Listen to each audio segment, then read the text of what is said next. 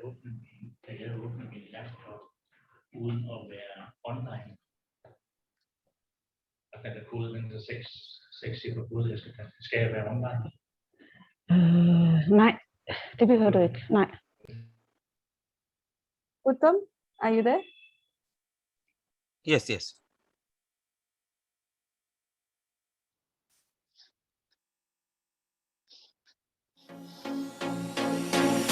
The Hydraulic Analysis Group are a UK-based company and global leader in smart water applications. We are helping water companies around the world make the most of their data and tackle some of their major challenges. Our hydraulic software, VeriSim, is driven by live data and is installed on water networks around the world, including Qatar, Dubai and London. We currently have over 50 active pipeline management systems globally. By driving our pipeline simulators with live smart meter data, it is easy to show areas of high usage and non-revenue water so issues can be rapidly addressed. In London, we show the source of water, where water flows and how water mixes so network performance is easily understood. One of the main causes of pipeline leakage and bursts is pressure transients. Our software shows how pressure transients pass through networks so the source and cause can be identified and eliminated. VeriSim is data agnostic and can process data from multiple different sources via API links. Our advanced data processing and machine learning techniques train the software to spot leaks with live data.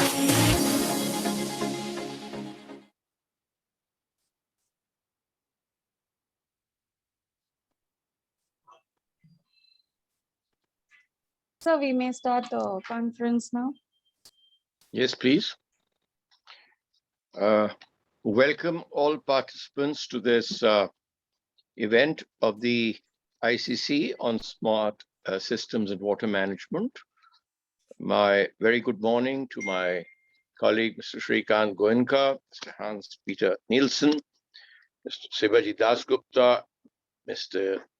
Fleming Fogg-Peterson, Mr. Glyn Addicott. I think it's very, very gracious of our participants from Europe to have joined in at such an early hour in the morning for them. But then the subject that we are discussing today is smart systems and water management. And water is one of the most precious commodities, as we all know, for civilization. It's one of the essential elements, but it's unevenly scattered. And its use depends on the kind of management practices that are prevailing. In some countries, water is a national issue. In others, it's divided between the provinces. But the ultimate distribution and use of water is down to the local bodies who are handling most water supply schemes. Now, water supply is dogged by old systems. Traditionally, they've been underground systems. Leakages are sometimes hard to detect. And I would say that new techniques which can detect leakages, just as you do in gas pipelines or in other fuel pipelines, which are also going underground, would be the water conservation solutions for the future. They would also help in detecting illegal tapping. Many of the ills of water have come from a non-pricing of water. We take it as a God-given commodity and hence not priced. Yes, it is God-given, but then civilization is impossible without it. Its use has to be rational because water as such, though it's a paradox. Some areas are suffering from acute scarcity of water. People have to walk or travel miles to get water, whereas others are getting inundated in it. One of the consequences of global warming is predicted to be the drowning of many important cities across the world. Now, this again is water, but it's water which is not fit for drinking. And this has to be desalinated in many areas, including India, for its use, particularly in the coastal areas. So protection of water quality, particularly when you are interfering with the coastal region mining in an unauthorized way, there's ingress of the salt water into the potable or freshwater systems that are existing inland. This is a huge problem in many areas, and I think this ingress has to be checked and a vigil kept on it. The world is talking of global warming, the temperature rise, and before conferences, always a lot of international support is drummed up. Yes, these are concerns. But then water is a concern which I think is going to hit us in the face very badly in times to come, unless we start working on it. In some countries, there is a water management priority. The first priority is, for example, in India, is for drinking water. The second is for agriculture use. And the third is for industry and power generation. Now, the third use that we've been talking about, which was hitherto industry or even hydropower development, is going to find increasing use with the new hydrogen economy that is looming on the horizon. The electrolysis of water is supposed to give us a very clean green source of hydrogen, provided the electricity that you use in it is also derived from renewable sources of energy. But again, at the bottom of all this is our inability to preserve some of the inland water resources, the water bodies. There are historic cities like, who has not heard of the Taj Mahal in India? And Agra is the city where it is located. And Agra faces a very, very severe water crisis owing to mismanagement. There is an organized body which is trying to save Agra from its water crisis. And they happen to consult me once in a while. There are many such examples in cities, iconic civilizations, which are going to be threatened with lack of water. As on the paradox is on the other side, we're going to have cities which are going to be inundated with water. So it has to be a holistic measurement. But I think most useful thought for the day is predictive management, predictive maintenance, and also assuring a certain quality of supply. Now, smart systems can certainly help you in doing that. And I think any system which deals with water has to run on commercial lines. And unless somebody pays for that water, which is taken to your homes or factories or whichever place, fields or wherever it is bound to be unsustainable. In India, we've seen it in many municipal bodies, local bodies, and I think somewhere politically, we do not want to price water, so we do not value it, and we're unable to conserve it in the way we need to conserve it. Water use and management, its supply, has to take full advantage of smart systems which are operating. And today's exercise is meant to do precisely that, is attract intellectual attention, capital, and expertise in the management of one of the most precious resources for the survival of mankind. The first thing that we look for in our travels in space is there water or not? Now, that is the importance of water And the earlier we realize and work on it, the better it will be for all of us. Thank you very much. Over to you, Siri. Thank you so very much, sir, for the lovely address. May I now request Co-Chair ICC National Expert Committee on Water, Mr. Shrikant Goenka ji, and also Managing Director, Premier Irrigation, to kindly address us. Thanks, Sireen. Good morning to all our participants, to our speakers, and to our chairman, Mr. Hanil Razan, sir, and of course to Indian Chamber. Good morning for organizing this event. Ladies and gentlemen, we cannot produce more water. Water can only be managed. 54% of India is facing high to extremely high water stress.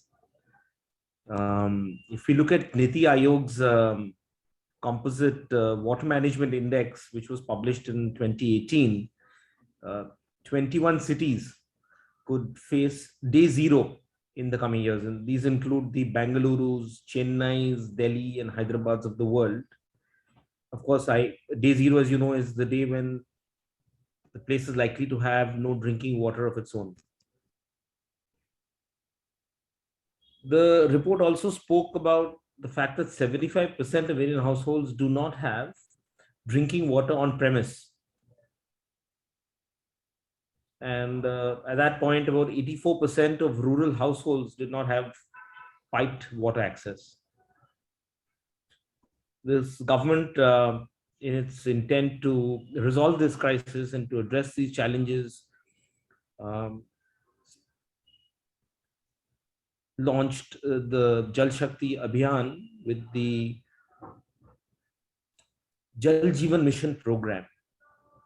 The program had a mission of Har Ghar Jal, which in Hindi means that the government intends to provide functional household tap connections to every household in this country by 2024.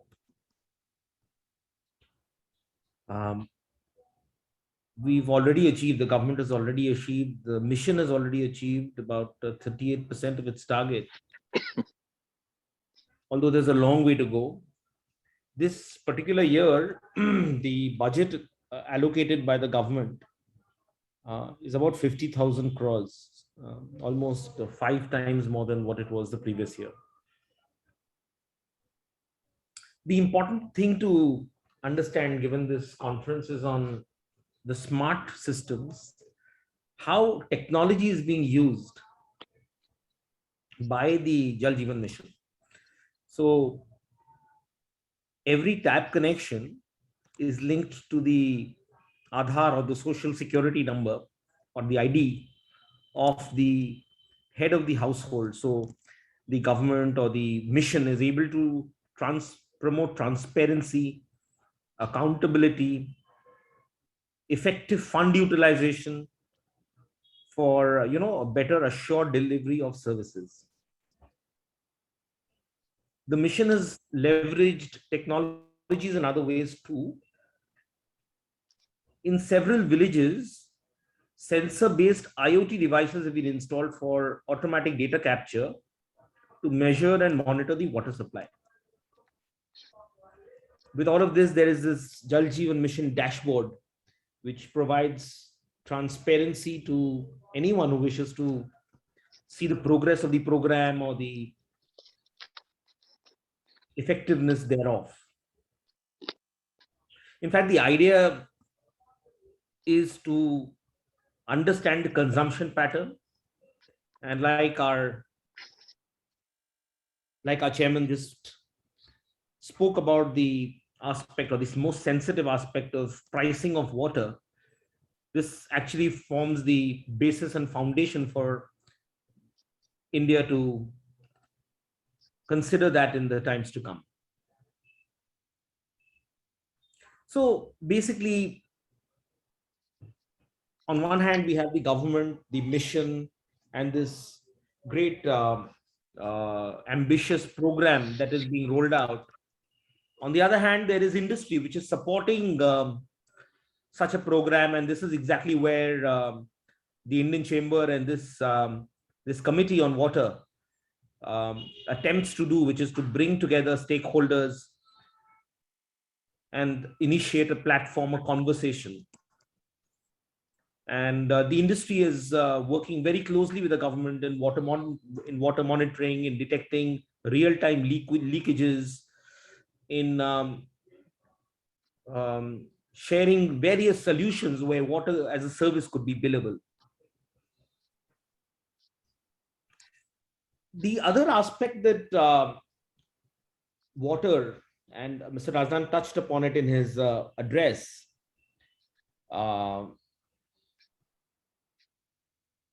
is where it's used in agriculture. Ladies and gentlemen, about 89% of fresh water is used in agriculture. Imagine if we could even get a 10% reduction in that, what an impact that could have on the availability of water in India. Again, the government has launched a very ambitious program under the Pradhan Mantri Krishi Sinchai Yojana, which is to adopt precision irrigation, which is sprinkler irrigation, drip irrigation, under the per drop more crop program. This smart solution again, and it's often linked with automation and IoT and the works, can save water up to 60 to 70% in a farm, apart from improving the farm output. So when we look at water and the smart technologies in water, while our primary focus is always on households, another very important area of impact and opportunity as well is agriculture. And I'm sure this the chamber and the committee would consider putting up several recommendations and opportunities where the water that is used in agriculture could also be used effectively, efficiently, and smartly. Ladies and gentlemen, this is a very exciting morning where we're going to hear speakers from all over the world and from various aspects of water management.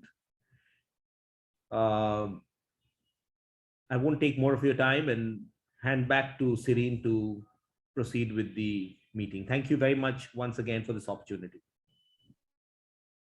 Thank you so very much, sir. Now may I request Mr. Abhay Kantar, Director, CRISIL Infrastructure Advisory. Very good morning to you, sir. To please kindly address the audience. Yeah, good morning. Just a moment. Yeah, good morning to you all, and thank you for inviting CRISIL to share our perspectives on this very important subject. I think we are at a very critical juncture as far as the entire urbanization process and the supply of water has been concerned. We had several schemes in the past, right from 1980s or the landmarks program of JNURM, then Amrut, and now the Jal Jeevan Mission.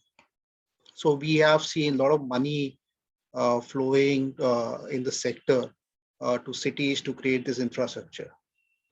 Now, can we, make it more sustainable? Can we make the water flow more sustainable?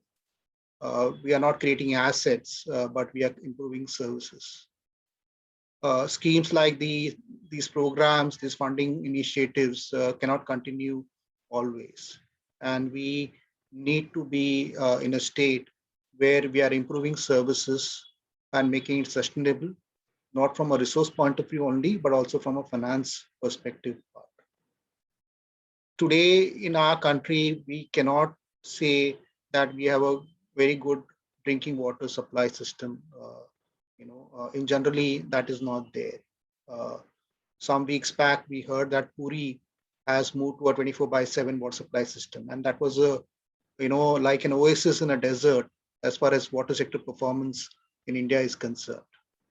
Now, how do we create more such stories is something that we need to look at. And we have lost a lot of time, a lot of decades in having this unsustainable leaking water supply systems.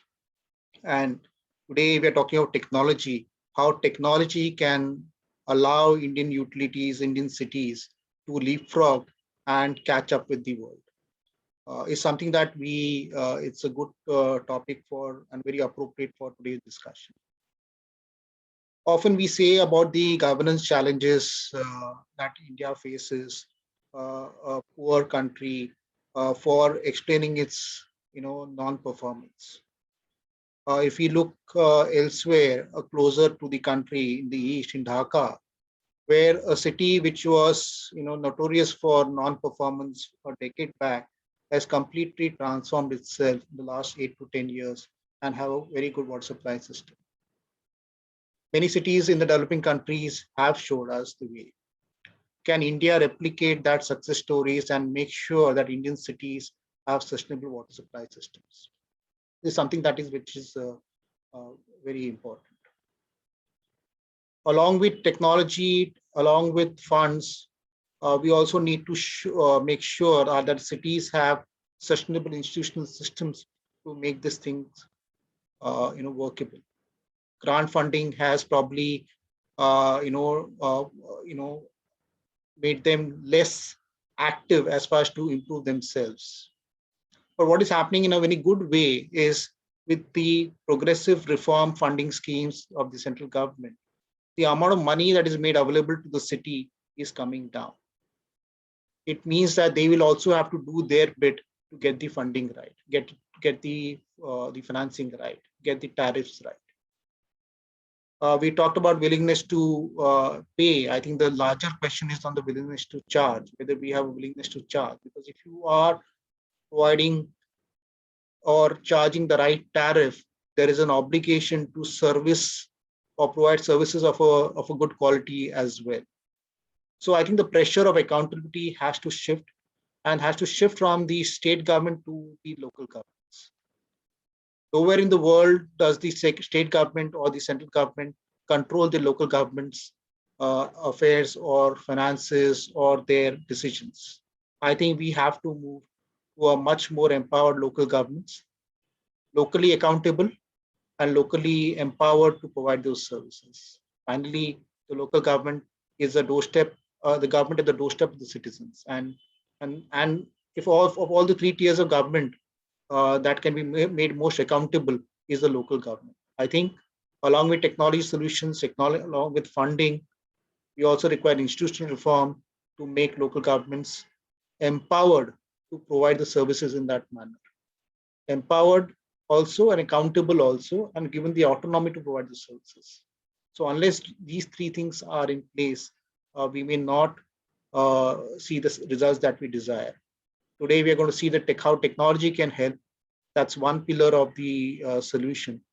And I think we have the right speakers to enlighten our city officials and the policymakers how technology can help Indian cities leapfrog to becoming more sustainable.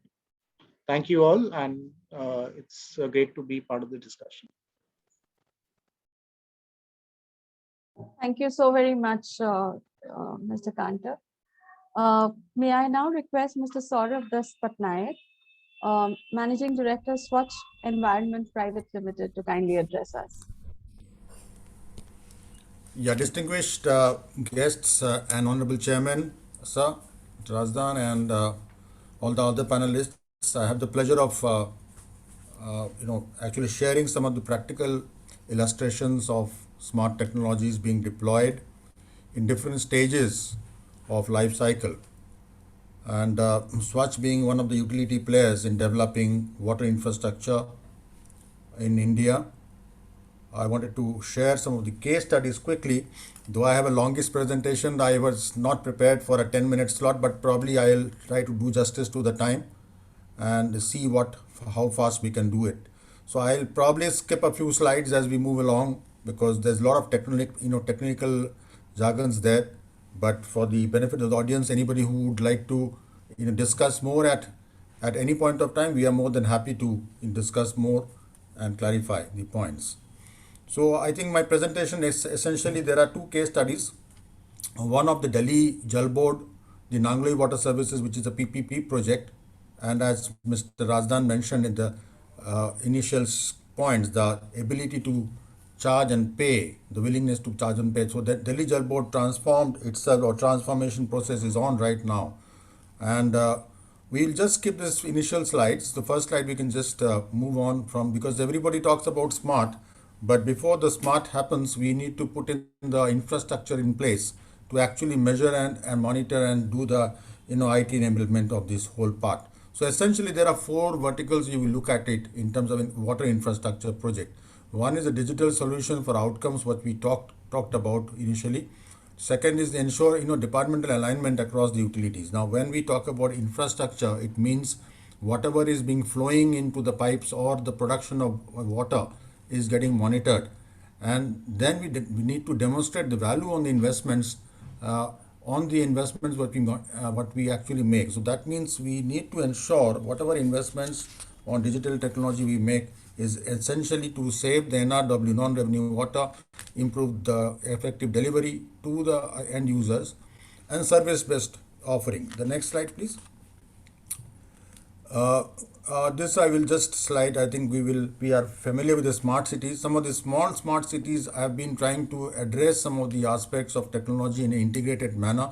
But I would say in India, there are very few examples of urban water utility totally digitized and totally smart, except a few towns in India which are industrial towns and some of the new emerging smart cities. But none of the large metros in India actually fully moved to the level 3 or level 4 automation as of now. But I think we will have to quickly go into that kind of stage. Next slide, please. So I'll just move to the Delhi case study.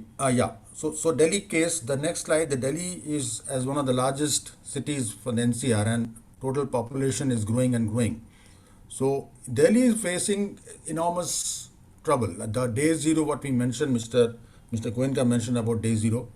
Delhi is also in the cards, and government is grappling with this problem of how to address these aspects. So Delhi statistically, if you see, the neighborhood states also play a very vital role, and there's a huge, the floating population.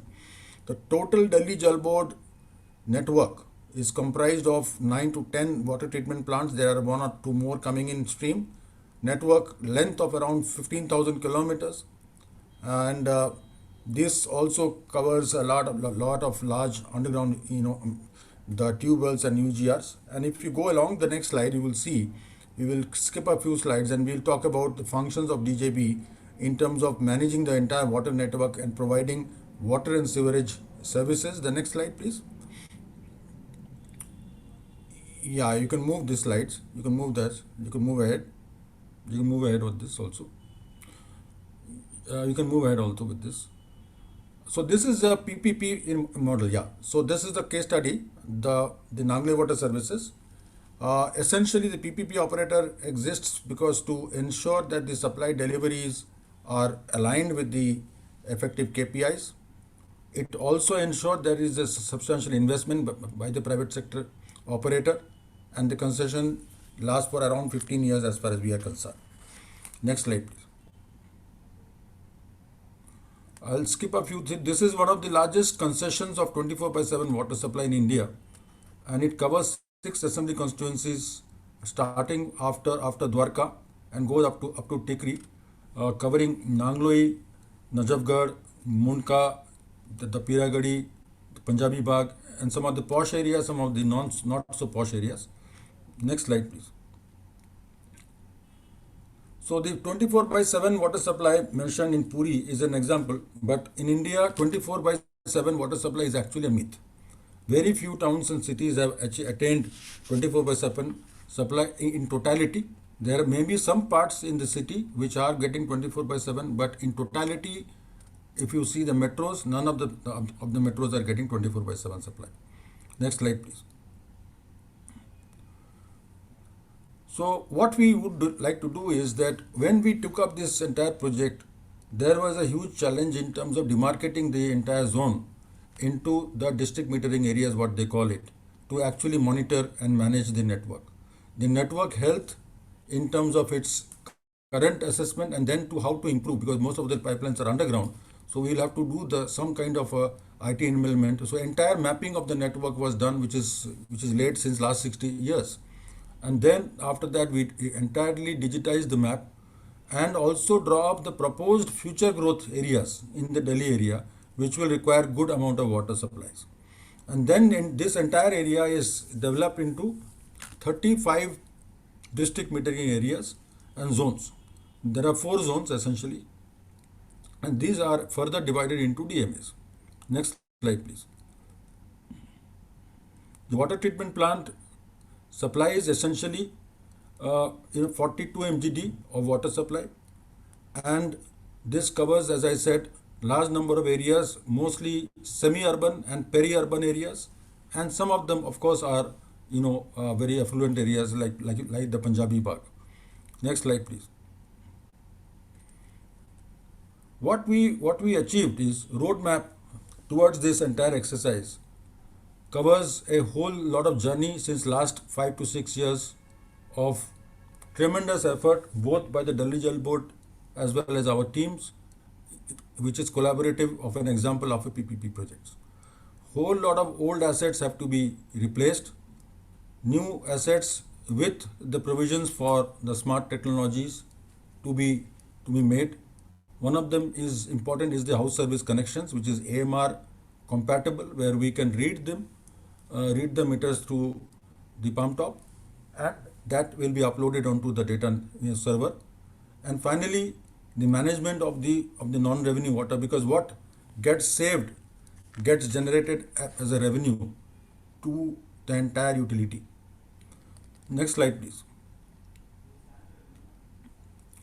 Yeah, we can move on. You can move ahead with the slides. Just move ahead.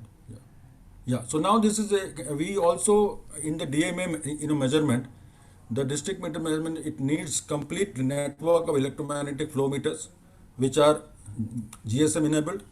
And if you see the next 2 slides, if you move into that slide, you will also see battery powered, because a lot of areas don't have power. One of the biggest challenges is to have access to the power. So we had to also put in solar as well as battery powered. The another problem with the solar is the solar gets stolen on site. So you will have to also provide for security. Next slide, please. So the critical pressure points are managed on a regular basis. So we have established our SCADA control room, which is networked with entirely our command area of 139 square kilometers. The next slide, please. Also, the fact that new pump houses were set up. These were also controlled by the entire communication data scheme. And as we establish and roll out more and more network, which is around 1480 kilometers of pipeline has been laid, and 2.4 lakh connections have been established, and we would like to go to around 3 connections.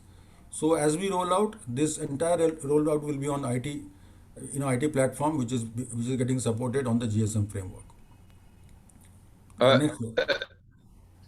Last, but I think please explain to them lakhs, 10 lakhs make a million. See, Correct, we have an international audience also. Yeah, exactly. So it's 235,000 connections currently, and we are looking at around 375,000 connections. Now this is a small architecture, as we all of us know. Central SCADA room will get connected with the entire network, the water treatment plant, the filtration plant, the recycling plant, the entire chemical house, which is the WTP side. And then if you go to the next slide, you will see this gets integrated with the pipeline network. And this is all done in-house along with our team from Veolia, which is our JV partner, and Schneider Electric, which has also done the gateway. The next slide, please. This is a small schematic diagram where we have certain old database which is also has to migrate. And this is integrated to the master server in the Delhi Jal Board, where anybody wants to make a payment, he can go to any of the places, or he can pay on the RU Pay or Google Pay or anything. So this is all integrated online. So customer is definitely getting updated information in terms of his bills, when is going to, what is his exact amount, when is he going to have a shutdown if there is a problem of shutdown, which is a planned shutdown. If there's a leakage, then there is a problem, of course. But next slide, please. So there is significant improvement, but I would say our analysis that there is a lot of journey to be achieved. We have not been able to complete the entire whatever we want to do it. It's a very, very tough task. Both the stakeholders, both the political stakeholders, the administrators, and the public at large have to cooperate, and this is a real challenge. I would like to take a small example of Haldia as well, which is in Bengal. It is an industrial town. So you can fast forward these slides to Haldia if you would like to do that, because this is another example of within West Bengal a PPP project of water, where we are trying to actually a legacy water supply system of around 35-40 years. We are trying to upgrade then and refurbish along with digitization and IT enablement of the entire network, which we do for this entire city. So in Haldia, we're supplying around 50 million gallons per day to the entire industry, along with the municipality of around 300,000 people around. The next slide, please. Just skip the thing. Yeah, this is the thing. So 24. This is the exact location. If you look at it, it is on the banks of Hooghly River, and on the Rupnarayan also river meets there. The next slide, please. So this is of course a smaller network, and essentially if you look at it, this covers complete upgradation and rejuvenation of the pipeline setup. Also include the billing and collection of the amount. Of course, here we have the payment cycle from the industry, which is the predominant consumer, and the municipality accounts for only about 5% of the consumption. The next slide, please. So the large number of customers, which you can see, Indian Oil Corporation, Refinery, Haldia Petrochemicals, large number of industrial customers are there. And the next slide, please. So I would say that the last but few slides I would like to highlight that here is a vision where we wanted to share that old legacy systems, how to retrofit and upgrade them over a period of time. The biggest challenge where we are facing here is the legacy system is the pipelines. Pipelines, drawings and detailing are also not available. Most of them are underground. And that again sets in a huge challenge into automate a pipeline where I do not know how to manage the leak detection on a predictive basis. Whereas the electromechanical machineries, the pumps and the motors can be automated to a large extent. But pipeline network, which is underground and having legacy without much of a historical data available, becomes a huge challenge for us. So I would say that I think last two slides are there. If you can just swiftly move into the last few slides. These are some of the pictures of old pictures and then upgrading the pump houses to automated level. Yeah, next slides, please. This is a satellite picture of the entire settling tank. Next slide, please. This is the schematic diagram of an old WTP and the new WTP. The new WTP has a unique system of diffuse aeration in a flotation system, which is a DAF system, which is very few in a DAF industrial. Of course, there are DAF units are there, but on a merchant scale, there are very few DAF systems in India, and we are running that very successfully. Again, we didn't have the legacy drawings. Also, we are trying to automate further, and that's a huge challenge without the drawings. The next slide, please. Yeah, further ahead, please. The second last slide. The second last slide. Yeah, correct. So essentially, we have embarked on this journey in Haldia, which is an industrial town, and as I mentioned, we are moving towards automation. In a significant manner. In a span of 2 years almost, we have improved the power productivity and the power factor for up to 0.99 from a 0.85, and this is a significant savings again. All the electrical controls have been automated now, and all the motors are linked with our SCADA, and we are moving towards a system where probably an example of an old retrofitted plant trying to achieve certain levels of efficiency. So I think these two examples basically serve as a as a as, as a listening point as to where we could go ahead, because most of our infrastructure is there, old, antiquated in India. The municipalities don't have the capacity to achieve excellence in these areas. They don't have the urge to even charge the people. But this is where the mindset and the technology and the smartness of the technology has to enable together with the players who come in to manage the entire utility together. So with these few words, I thought that I'll share some practical examples of this entire utility journey. Thank you so much for your time. Thank you very much, Mr. Das Patnaik, for addressing us. Now, we request Mr. Hans-Peter Nielsen Key, Commercial Sector Councillor, Water, Embassy of Denmark, to kindly address us. Over to you, sir. Thank you very much. Hope you can hear me, and I have agreed with Ms. Serene that she will actually move my slides.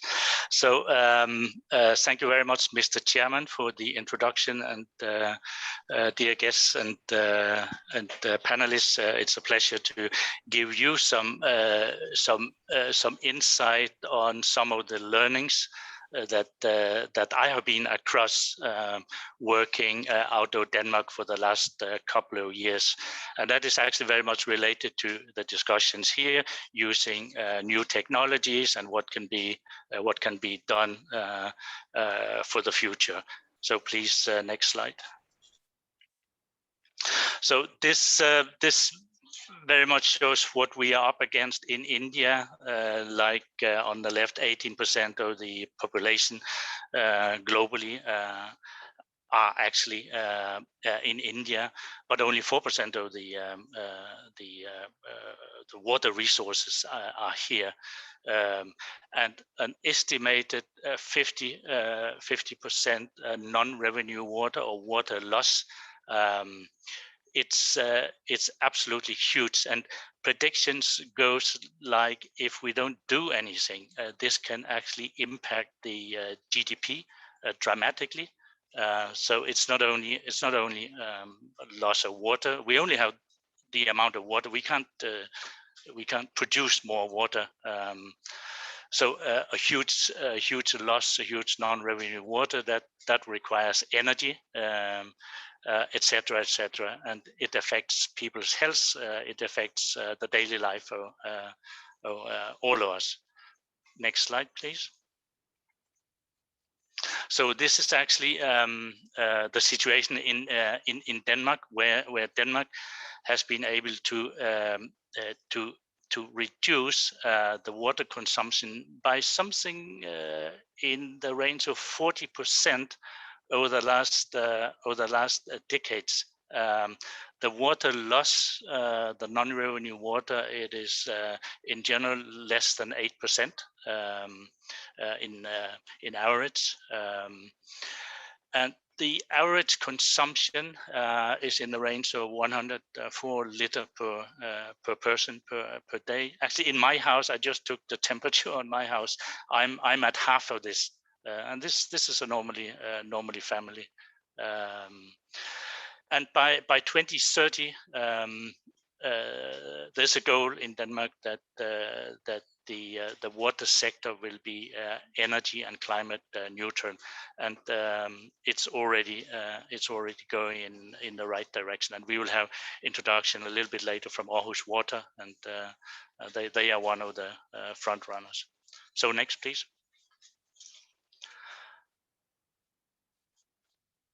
Next slide, please.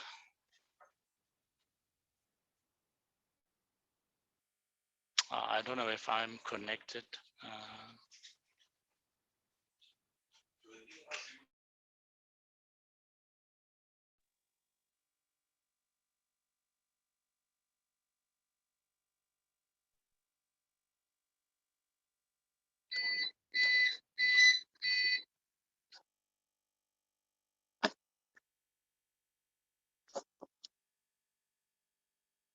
Mr. Nelson, we can't hear you.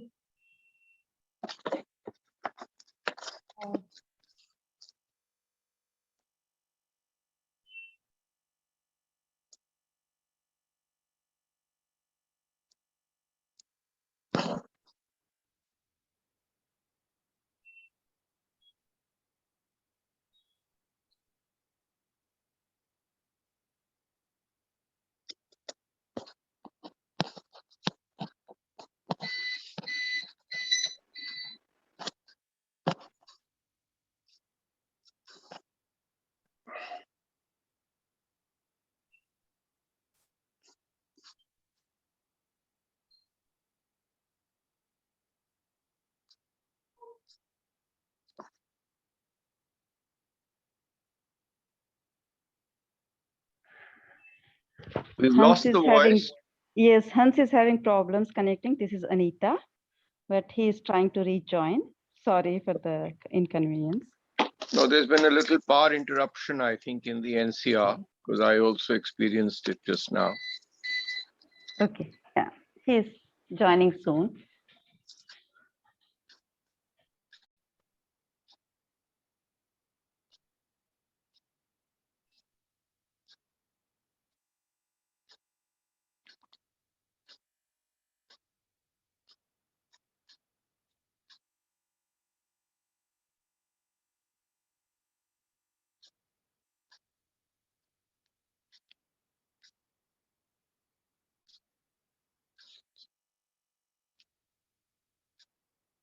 While Hans joins, I think Mr. Goenka,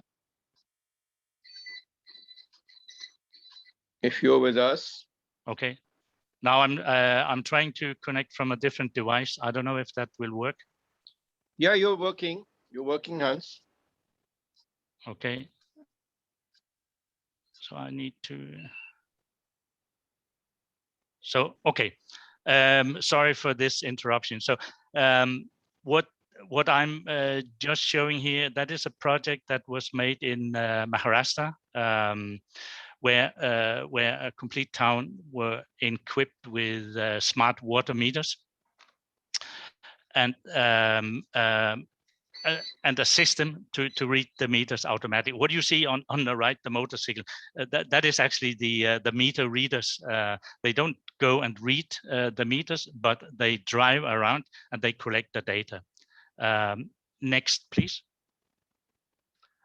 So this is actually the results from implementing something like 13,000 smart water meters in this city, where there was a dramatic reduction in the water consumption. It was taken down from 12 million liter a day to 8 million liters. So 4 million liters of water saved every single day.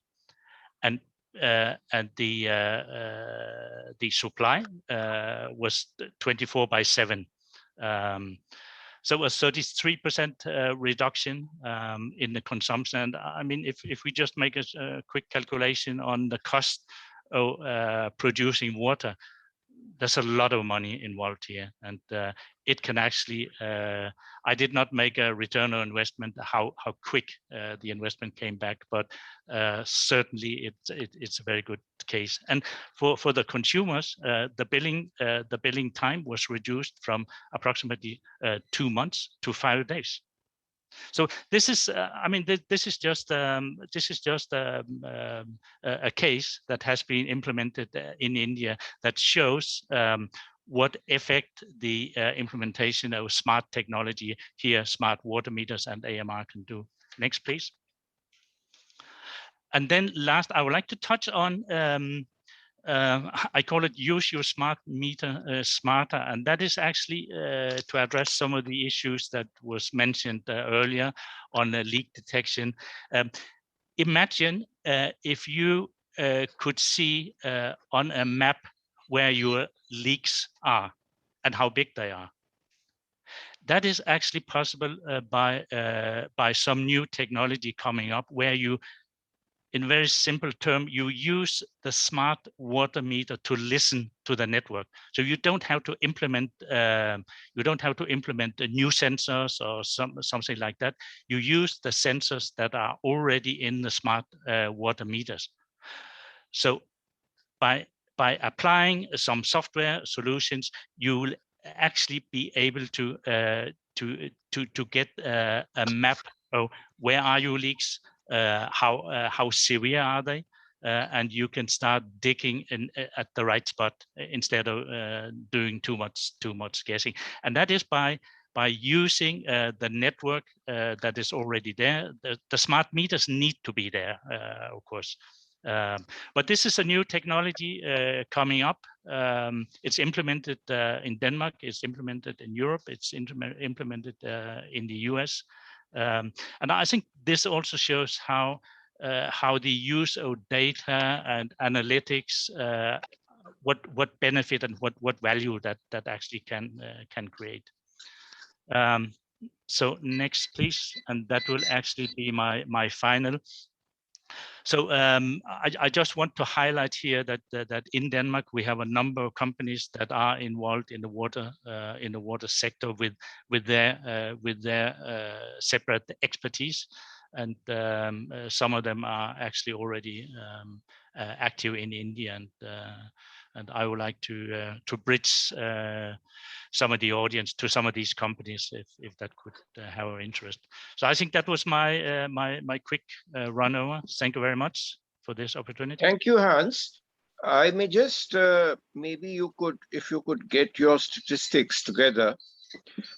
What was the cost of installation of these devices and over what period is the payback? I think that would be extremely useful for any investment proposal. And whether there is in Denmark any law which asks you to install these devices before you can sanction or get a financial sanction for investment in such schemes, expansion schemes.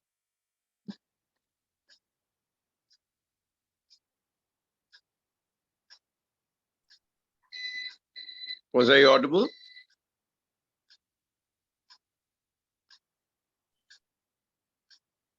Maybe on Hans Peter's behalf, I can comment on your question. Yes, please. Because here in Denmark, it is so that if you have a water loss percentage being non-revenue water of more than 10%, you are subject to a fine. So basically, for water utility in Denmark, it's quite expensive to have a water loss in your system of more than 10%. So you don't see many water utilities in Denmark having water losses larger than 10% in their system because they're simply too expensive because of fine by national law. Okay, because you see, we've got to close the loop. There are too many leakages in the system as such. I mean, I'm talking not only of the physical system, it's the financial system, it's the policy system. And it all stems from not being able to give a price to water. I think the moment you start pricing water, then all leakages, pumps, their efficiency, and payment schedules, the right pricing of water, all this kicks in. But you see, water has become a political commodity. Yes, I agree. And unless we start at some point, we'll never reach the destination, no matter how far the destination is or how near. And I think the longer we delay, in my years of experience in the government, having done municipal administration also and being secretary of the water department in the state, I can say that it's a political hot potato and nobody wants to make a beginning. And I think the beginning can only come from a tight screw on financial institutions. Because if they do not lend without these devices in place or checks and balances in place, this malpractice will never stop. That is my feeling. Yes. I do not know how industry would react to it, but I honestly, after decades in administration, this is what I feel. But maybe I can comment on that again, because from my experience here in Denmark, it's the matter of tariffs of the price of water. And in our situation, we have 100% cost recovery from the tariffs paid by the consumers. So we actually, in a utility in Denmark, only have one source of income, that is paid by the tariffs by the consumers. So no subsidies from national level or something like that. So that is also one main incentive to make sure that you have the right efficiency in your water supply system. Otherwise, the price paid by the consumers will get too high, and that is strictly regulated, in fact. Okay, thank you. I think you see, we have to make a beginning somewhere. And as Mr. Goenka pointed out, a huge saving is possible in the agriculture sector. Because I think water conducting systems, we have surface water conducting systems. unless you put them in conduit, you're not going to prevent unwanted water leakages. Now, these kinds of laws need to be put in before it is too late. It's a very uncomfortable decision. And pricing of water, I can tell you, I can share my experience with you. Politically, I was told by the political chief executive of the state that kindly keep your ideas to yourself. I have to fight an election. Now, that, of course, was about 2 decades back. But the situation can only get worse. Because otherwise, some of these solutions that we are offering, I assure you, they're all cosmetic, because the problem is almost, I would say, systemic. And right from the birth of the scheme, it is doomed to fail, at least financially, if not physically also in due course of time. Thank you very much, sir. Over to you, Serene. Please get your system back. Yes, Mr. Nelson, would you like to add some points? Are you back? I can see you on the screen. I think he still cannot hear us. No, I think his intervention was made. Maybe, I think, move to the next speaker. This is probably more for people like Mr. Abhay Kantak and Saurabh Patnaik in the Indian context. The participants from Denmark have given their frank views. And Mr. Saurabh Das Patnaik has also illustrated what Haldia can do. And it can be replicated in other areas. But maybe a revisit of Haldia, that had we acted in this way some years earlier, or with these additional points, we may have been better off. And what is the cost to the country?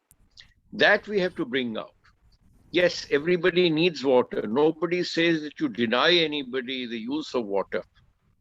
But yes, water has a value. And this value and a price which you've got to hand over to the next generation also. We can't keep over-exploiting groundwater. It's running out very fast. And I do not see any solutions, particularly in urban metros, for illegal extraction of groundwater. People have installed pumps and bore wells in their own premises and are extracting groundwater without informing any local body or taking its permission.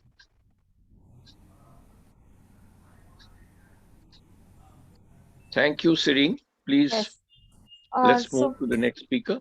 Yes, may I request Mr. Shrikant Goenkaji to please give the concluding remarks to the session. Thanks for that, Serene.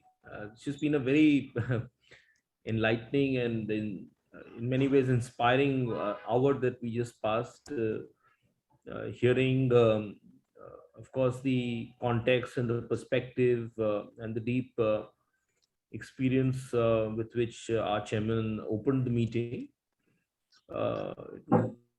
And then to hear Mr. Abhay Kantak from CRISIL, who's working on the ground and understands the policy and the mindset and the thinking at the various levels. Thank you, Mr. Kantak. Very excited to see what Swachh Environment is doing, Mr. Das Patnaik, especially with the Delhi Jal Board, with the Haldia Water Board, and on the ground, the challenges you're facing, and despite that, the constant effort and the hope for so much more that can be done. Again, the sheer statistics that Hans showed were very eye-opening in terms of the fact that 18% of the world's population is in our country, whereas only 4% of the water. So that itself tells you everything. And the kind of saving in water that has been achieved in the project you spoke about again was very inspiring. Lots to learn today, lots to take home today. Thank you very much, Mr. Kantak, Mr. Das Patnaik, and Mr. Hans, for your time, for the content, and for enlightening us. And of course, thank you very much to our chairman, who is constantly moderating and making context relevant to various ground realities that might be at various decision making or implementing levels.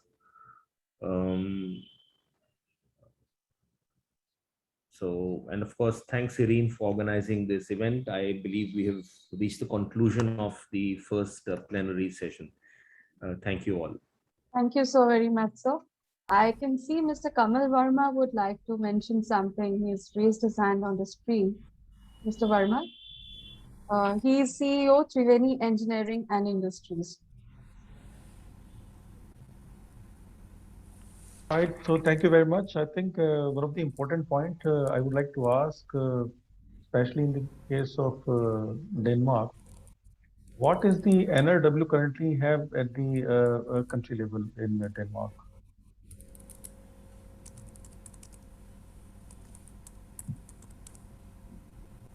I can answer that. Maybe I'll come a little back to it in that presentation. It's quite different, but as I mentioned earlier, I was in general less than 10%, because if you have more than 10% of water loss in your system, you are subject to a heavy fine. So in general, I believe it's around 7 to 8% in average in the Danish utilities. Right. Thank you very much. Any other questions we have? I think we want it to be participative. We want to benefit from the participants' presence here.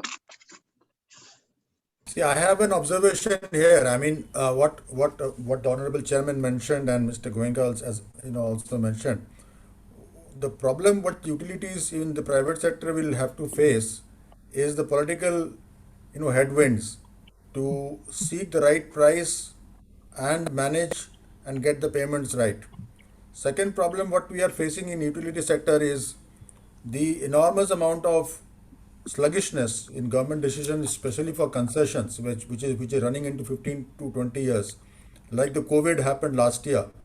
During COVID, of course, as essential services, we have to work on site, and in spite of that, there were revenue losses. The government did not acknowledge that water sector is an essential services, and utilities like us pleaded with the government, the expert committee of the finance department of the finance ministry, to give ECLG, emergency credit linked scheme, to the water. Other sectors were considered.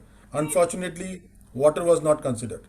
So this is very, very, very, very disappointing that water still, though being a very important agenda for the constitution of the country and Prime Minister's dream project, water is still not being considered by RBI and the financial institutions as an infrastructure, and it does not qualify for an emergency credit link scheme given by the government, which is available to all other sectors, including power, highways, roads, everything, hotels, healthcare, sports, everything. But water was not considered.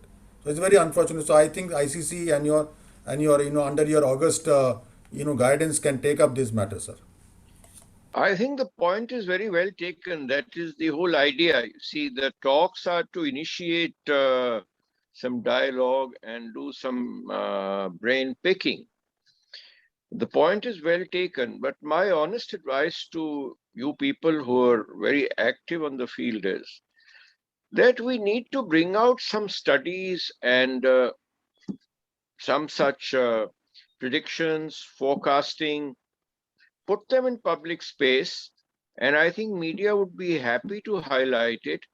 Ultimately, in my experience, I can say that the crunch will only come through the RBI.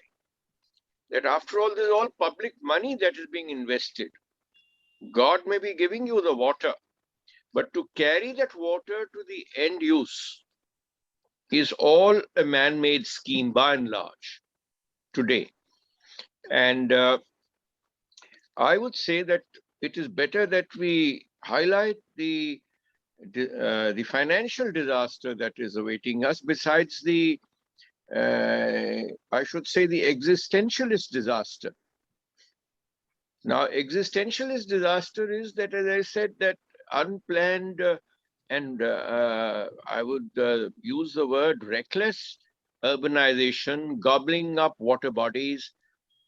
Now, green infrastructure and gray infrastructure, what is the difference between the two in terms of sustainability and long-term benefits to society? These kind of studies need to be put out in the public space and I think fed into the media. There has to be public, I should say, consciousness, awareness, and particularly in young school curricula, because it is the future generations. I mean, Europe became, in my view, extremely sensitive on environmental issues because the school curricula included such issues in their school education of social and environmental consciousness. Now, this has to be thrown in, I think, to young minds and brought out somewhere that what is the loss that is the exchequer is taking, plus the lending institutions. You talk of bad loans. I've been working in the power sector. You know how many bad loans situation is there because you use power as a political commodity. Yes, it is a political commodity, but we've got to give smart solutions which are going to conserve water, which are going to prevent leakages. The farmer needs water. Yes, he needs it for a particular crop, for a particular time and a particular quantity. Now, till you price the commodity, it is my considered view that you do not value it. And till you measure work, it never gets done. And till you do a combination of both of them, the delivery is not sustainable. That is my view. And I think industry has to work in the background. Industry has the devices to work into the future, whether they're smart solutions, whether it is piping, whatever it is, or efficient pumps. But this knowledge has to be put in the public domain for consciousness, in the hope that at least the policy makers, the decision makers, the financing experts put everything in place. Because no scheme, mind you, gets implemented without financial borrowing. And loans have to be returned. They can never be returned unless you are investing them wisely. Even if we think that a certain section of the population has to be given a free commodity, yes, give it, just as you do essential commodities, through a network and through a system. But you cannot leave heaps of food grain on a market square for people to come and pick up what they need. There has to be a system. Similarly for water. I, for a moment, don't say that don't give it. Yes, give it to the most deserving people, even if you have to subsidize it, give it. Direct benefit transfer is a new regime which has come into the power sector, is trying to retrieve it. It is there in the gas sector, as you know. Now, unless you bring schemes like this into the water sector, the rivers will keep flowing into the ocean and wasteful expenditure will keep piling up on us. Maybe institutions like Mr. Kantak's institution, Crystal, and yours, they are most suited to bring out area studies, case studies, highlight them. That's all I had to say. And Mr. Goenka, you represent industry. And I think industry has a huge stake in it, that we must grow. We must invest in the right products, every product has a return value, and that value has to be explained and fed into, I would say, the financial institution. Because somewhere in our policy making and in our strategy, we have to catch the raw nerve. The raw nerve in all this entire cycle, in my view, is finance. And till we tighten that door, we will not reach our destination. Sorry for imposing my thoughts on you, but I feel that time has already run out for most of us on the waterfront. And the earlier we act on it, the better. Thank you, sir. Thank you, Siri. Thank you so very much. So now we move on to the next plenary session, measuring and accounting for water, DMA creation and reduction of non-revenue water. Our first speaker, Mr. Fleming Fogg Peterson, Director Operations, Aarhus Utility. Over to you, sir.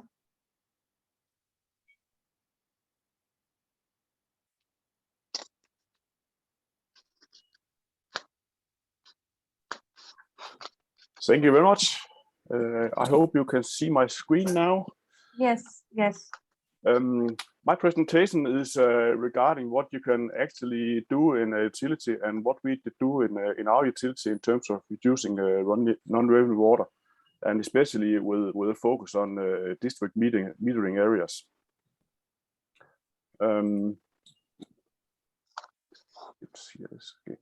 I represent the second largest utility in Denmark, and we are supplying water to the second largest city. And we also handle the wastewater and sewage water as well in our utility. So we both supply drinking water and treat the wastewater. And actually, we have been involved in project in India since 2016. So I've been a little around in your country and also know about the different kinds of issue that is in water supply in India. Today, we are discussing water loss in the system. And there is really no quick technological fix on reducing water loss. I think we have been discussing a lot of these topics that you need to address in reducing water loss. Financial allocation is important. Education was also mentioned by Mr. Emil Rastan. Operation and maintenance, customer support. So there's a lot of things you need to address more or less simultaneously if you want to reduce the water loss in your system. But today I will focus most on the data part and what you can do in terms of metering, SCADA data from the water works and the district meter areas, pipeline registration and burst registration, which are all important data you need as a basis for reducing water loss in your system. Our system is based on entirely on groundwater. That's more or less unique in the world. I know in India it's mainly surface water, but in our case it's entirely based on groundwater. And of course, what you need to do if you want to have a controlled approach to reducing non-revenue water is that you need to have data from your treatment plants and your storage tanks. You need to know about the water consumption at the consumer end. And also, most important, maybe you need to know about your pipeline system and what happens in the distribution system in terms of the water moving around in the distribution system. In our case, we have managed to reduce the water loss since 1977. From a level of more than 12% to today, just around 5% in 2018, and actually last year it was just below 4%. So we have been working with reducing water loss in the system for many years, And even though the city that we are supplying has been growing, you can also see that the actual amount of water we supply has decreased a lot. So in Denmark, we have seen a general decrease in per capita consumption. So as today, a normal, the per capita consumption per person per day in our utility is just less than 100 liters. And it used to be a lot higher when you go years back. And also water consuming industries, we don't have many of those anymore. Most industries, they save water a lot. So we don't see much industrial water use. And I can say, I know irrigation is a big issue in India, but in Denmark, it is really not a big issue for us because we don't face any real water scarcity in Denmark.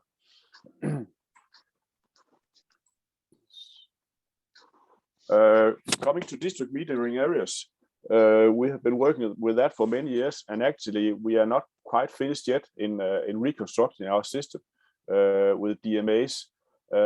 Here in this picture here, you see what we're doing out in the system. This is a valve chamber having a meter and so on for district metering areas. So we have these underground chambers at the DMA well positions in our system, and we have a lot of those. Basically, you might know about, of course, you might know about DMAs.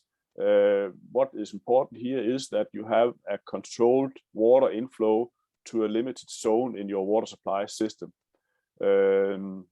Normally, we say it could be around maybe 1,000 to 3,000 properties in one area, and you might have 2 inlets to that area where you know the exact water flow in the area, and also you can measure different kinds of water quality parameters, for instance, like temperature, turbidity, and so on. So you also can measure water quality in those points in the DMA valve chambers.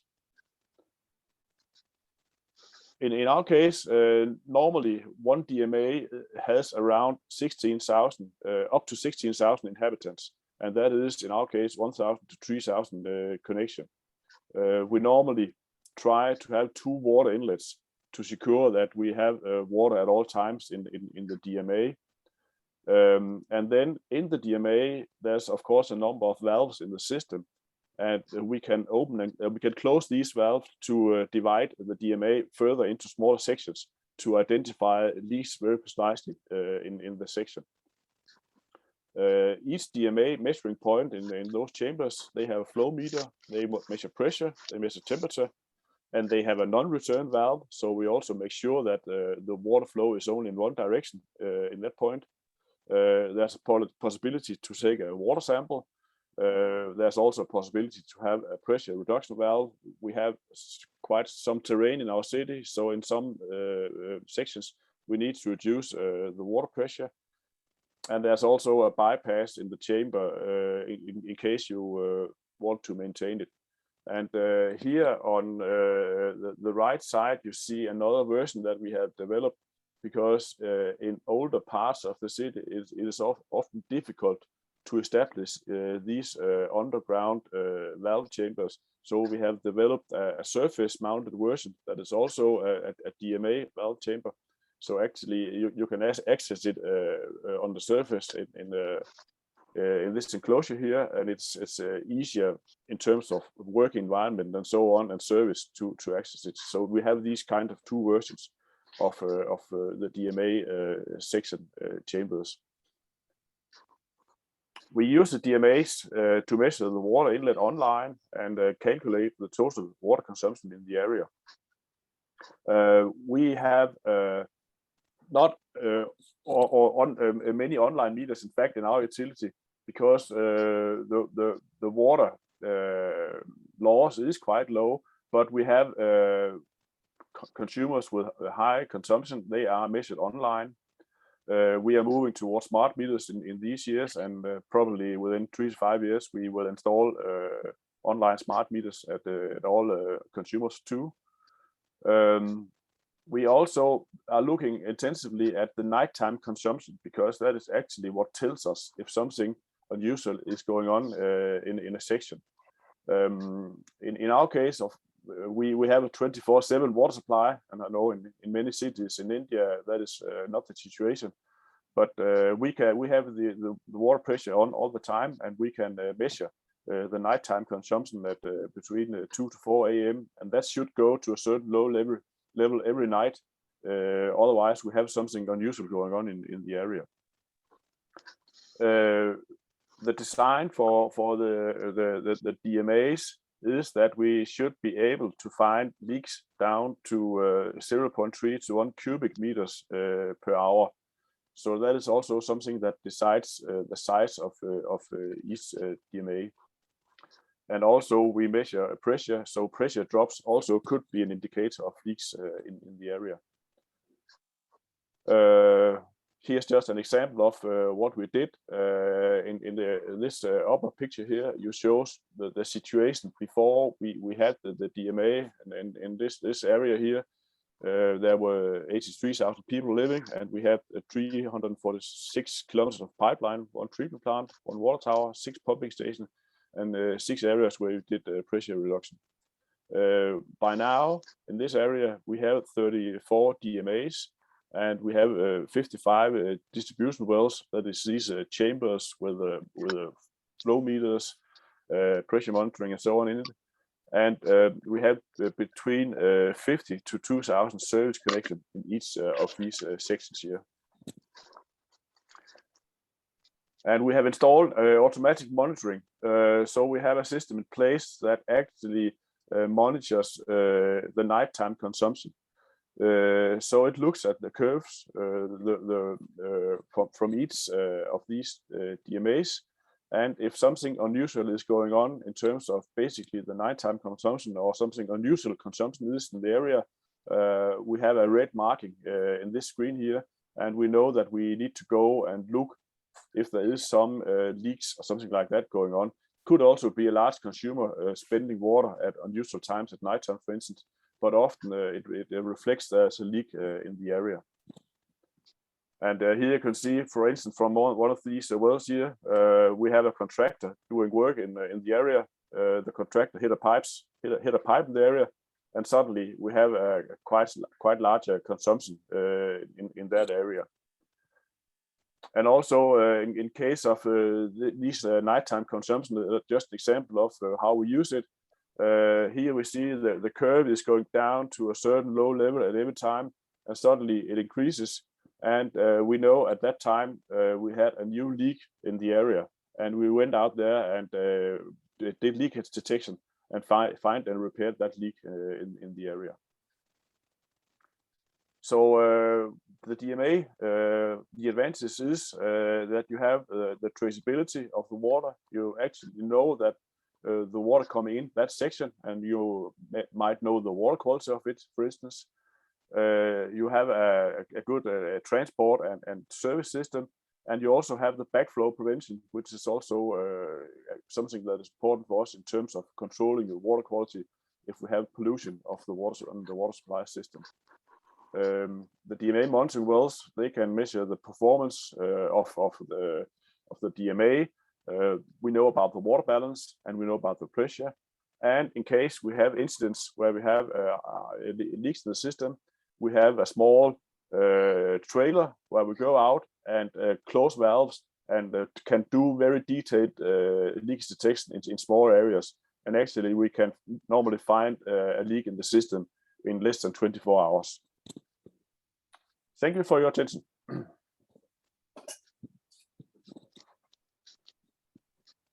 Thank you so very much, Mr. Pedersen. Now we request Mr. Kamal Verma, CEO, Triveni Engineering and Industries, to kindly address us. Over to you. Right, thank you very much. So I will use a presentation. I'll share a copy of the presentation.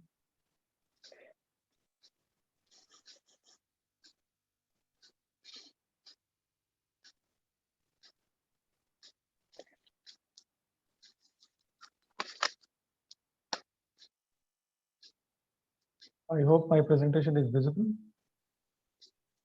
Yes, it is. You can just take it to full screen. Right.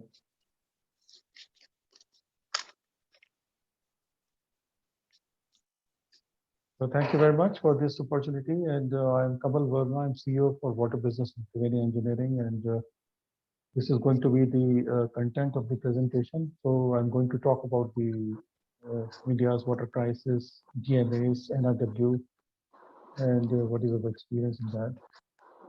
This is about the Triveni. We are a almost 90-year-old company, but water practices are close to 30-year-old, more or less in the Indian market. So we are a close to $750 million annual revenue generating company. Employs more than 7,500 people in all disciplines.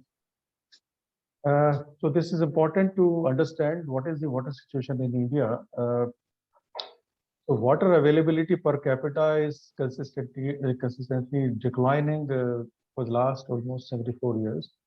When the India got independence in 1947, the country had roughly around 6,000 cubic meter per year per capita water availability, which is consistently coming down. In 97, it came down to 2266. And in 2021, as per data, around less than 1,500 cubic meter per year per capita. And if this trend continues, this exactly after 100 years of independence in 2047, we will be at around 750 cubic meter per year per capita water availability. It means that 88% of the water availability per capita would be declined. So it gives a clear indication that water is a sort of neglected sector, and due to social and political reasons, the water tariff is extremely low. It doesn't cover even the operating expenses, and there is over exploitation of groundwater, which is a very serious issue. Roughly around 89% of the groundwater is accepted for the irrigation purpose. Interesting point here is that India is not a water deficit country. The total rainfall in the country is around 4,000 BCM. The total demand in water is 3,000 BCM. But it is not a question of the availability. It's more of a management of the resources. So whatever rainfall happens, India captures only 8% of the annual rainfall. This is among the lowest in the country. And that's one of the reasons that despite the water availability, we are becoming fast the water deficit. Of course, India has a very poor treatment record also in the reuse of the wastewater. Around 80% of the water reaches household and it is then generated as wastewater. And then due to not 100% is covered for the treatment point of view, so it contaminates the groundwater, it contaminates the fields, rivers, and all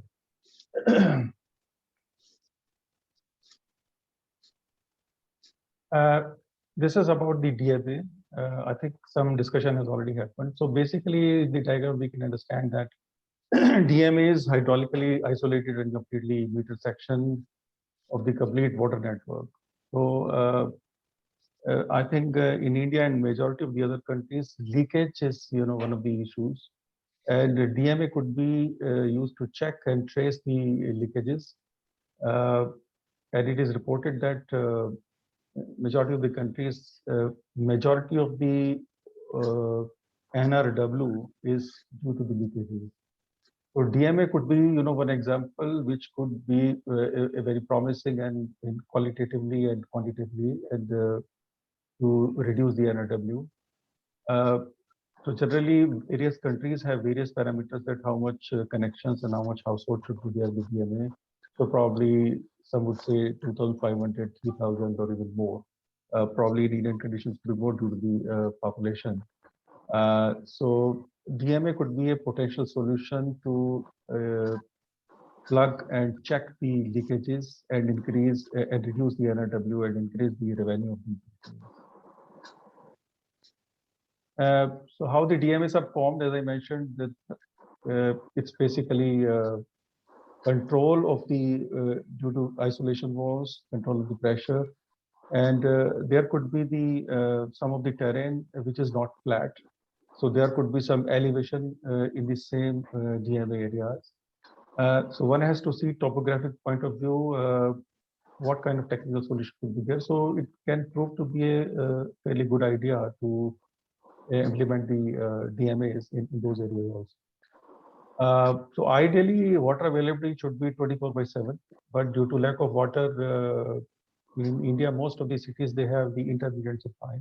Sometimes 1 or 2 hours in the morning, 1 or 2 hours in the evening. So when the pressure is not there in the pipeline, so there is a possibility that some contaminated water or even the sewage can get inside the water supply pipelines and then contaminate the fresh water.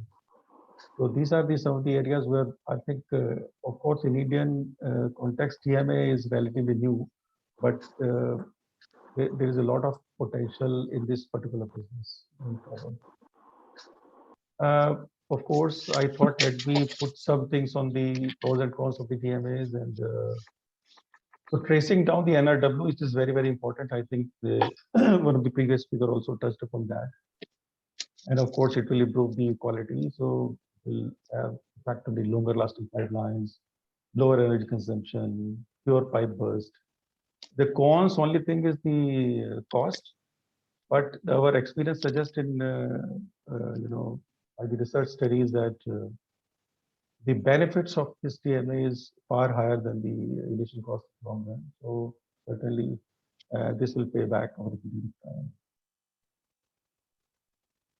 So this is about the NRW. So NRW, I think most of the people in the panel and yours should be aware that it is a difference between the total water consumption and the billed water consumption. Non-revenue water can also be classified as the unaccounted water, and it could be due to pipe leaks, which is the major area of concern, the not meter consumption, stolen, theft, illegal connections, featured, and all that. And we will see on the water balance point of view. So you have this entire chart. I think in most of the research studies, this chart is very well used. So every utility should know its system input volume produced by abstraction from the rivers or from tube wells or from other sources in that. So the green portion here, and then the authorized consumption, which is having two sections. One is the billed authorized consumption, unbilled authorized consumption. So billed authorized consumption means the unmetered consumption or meter consumption, but both are billed. So it becomes the revenue water. For unbilled authorized consumption, you have the free to the departments, consumers, stand posts, public taps, fire hydrants, and then apparent or commercial loss includes the theft by consumers, by water sellers, inaccuracy in the meters, data handling. And then next category is real physical or the technical losses, which includes your leakage from the transmission or distribution, leakage from the overflows, forest and reservoirs, leakage from service points. And this whole bunch of this category become the non-revenue water. If you see the word over, although this data is a bit dated, but if you see that there have been efforts world over to reduce the NRW. Singapore has consistently for quite a long period of time has maintained the NRW level in and around 5%. And some of the countries have, like Phnom Penh, they started from 50%, they reduced to roughly around 6%. So these are the idea, but of course there is a consistent effort from majority of utility, and they are now more concerned about the NRW because it's like Mr. Anil Rajan mentioned that this is a raw nerve is the finance. So ultimately, things boil down the finance, and in Indian condition, because water is a state subject in India, and within the state also, it is dealt by the third way of the governance, which is the urban local body. So there is always a challenge to get proper funding for the water infrastructure. So water infrastructure in entire country remains largely underfunded. So therefore, there is a challenge that if some investments are required to reduce the NRW and all that. So so finance certainly is to be looked into by the various governments. If you see the Indian context, NRW in an average in India is in the range of around 38%. Global average, of course, it depends on city to city. So in my view, I think what should be the target level to the NRW would be a 20-25% would be a good target on that. And since there is a good amount of business associated with reduction of the NRW, so I am sure that the several vendors, the valve suppliers, meter manufacturers, and all that, they could have a good amount of business opportunities if this business swings in the market. And of course, World Bank report says that roughly around $14 billion amount is lost to the NRWs, and even if 50% is 50% is captured, so probably 2.9 billion in cash and 90 million additional people can be served by this money. Effects, of course, there are a lot of concerning effects on the NRW. One is the effect on the utilities. Loss of water, certainly loss of water means the loss of revenue for the utilities. And since the money is like a raw nerve, and due to lack of money, the utility may resort to having only intermittent supply, not the 24/7 supply. And as I mentioned, that intermittent supply to the low pressure, when the supply is not there, there is a risk of the sewage and contaminated water that could result in the health hazard for the community. And ultimately, utility, they have to make unnecessary investment production for more production of the water if the NRW is high to target the same set of population. And on the customer, due to the high NRW, of course, the capacity reduced and the client becomes unhappy. And erratic supply is disproportionate effect to the people. When there is a water issue, so the first set of people who will be most affected will be the poor people. And erratic supply will have a bad impression on the customer, and they will be less willing to pay. And certainly customers are paying for the utility efficiency. So these pictures, I think below picture is from the Sangam Vihar in South Delhi. It's like the current state of affairs over there. Very busy situation. So one could argue that what will be the optimum level of the NRW reduction? If say, for example, 50%, 60% is the NRW, somebody could argue theoretically that NRW level could be brought to zero level. But one has to see what is the cost of bringing from the current level to the zero NRW. So one must be mindful that there is a cost associated with the reduction of the NRW. So every utility must look into the economic level of the NRW. What should be the right target to bring at what level? Probably 20% or 25% would be a good target. There are, on the left side, there are certain, things which we need to conduct: water audit and the water balance. And network pressure, of course, is one of the single largest, most important element in the entire NRW reduction. 24/7 water supply, the GMA, SCADA system, leakage mapping, network mapping, and NRW cell, special cell should be created to look on the city-wide that what are the how to reduce, and a dedicated team should be there, and it should be taken as a specific task because and ultimately it's going to be a great benefit to the utility. And certainly there is a need for the capacity building, training, and education to the utility people. So tariff is the last point I have kept, but I think it is one of the most important points. There is a mindset issue also in Indian market. People are ready to pay electricity bill. People are ready to pay mobile phone bills. But when it comes to the water bills, there is a lot of issues on that. Even people are, if somebody is saying, if some utility is saying, pay us 500 rupees per month, even people are not ready to pay that kind of amount also. But they are ready to pay 5,000 rupees electricity bill. So there is a mindset which needs a change. And tariff structure certainly in India is kept very low due to social and political reasons. I think there is a complete overhaul requirement in the tariffs. One has to see how. Our Triveni's experience, we have some experience in Punjab Water Supply and Sewerage, even Bhatinda, under one city, one operator, where we have done more than 50,000 meter installations and around 20,000 house connections, and entire city, the O&M and all that. So certainly, a lot of work needs to be done on the DMA side and the reduction of the NRW. And I hope that someday the water will take a center stage like the other infrastructure business has taken in the Union. So thank you very much. Thank you so very much, Mr. Kamal Verma, for the lovely presentation. Now, may I request Mr. Vinod Singh, Council Member, Singapore Water Association, to kindly address us. Yeah, good afternoon. Can you see my the screens?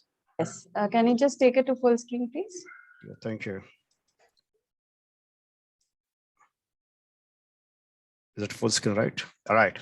Good. And good afternoon. I think there's a good discussion going on in terms of non-revenue water. And I'm going to talk about the three things: Singapore smart water system, non-revenue water, and how do we kind of make this whole theory into practice using this advanced metering infrastructure or smart metering.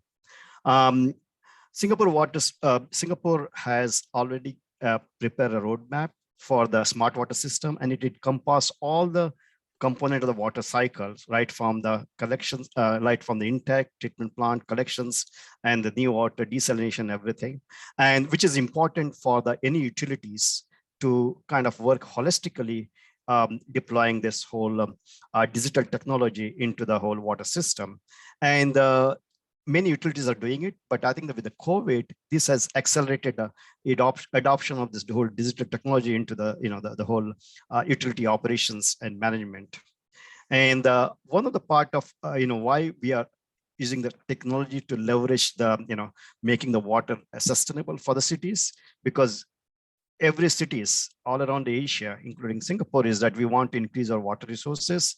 We want to improve our water quality, but at the same time, we want to reduce our energy consumption, reduce our chemical, manpower, and also waste, which is to serve our decarbonization or the climate crisis agenda as well. So technology play a bigger role here, how to improve, to meet these challenges. Mr. Singh, sorry to intervene. I think we are not able to see the slide in one screen. There are two screens that is being. Okay, so I need to change my news share.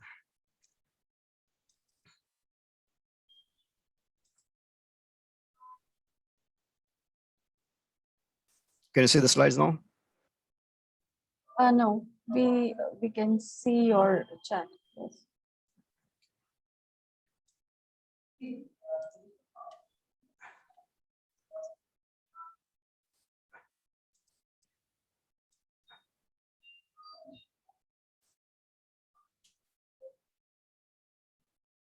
Sorry, what are you able to see the slide now? Still not? Yes, but not in full screen. So if you can Okay, just click on this icon. Yes, yes, sir. Yeah, I'm challenged because I'm using my office system here. Okay, from here, go to the display setting on top. Sorry, display setting here. Duplicate and then. Yes.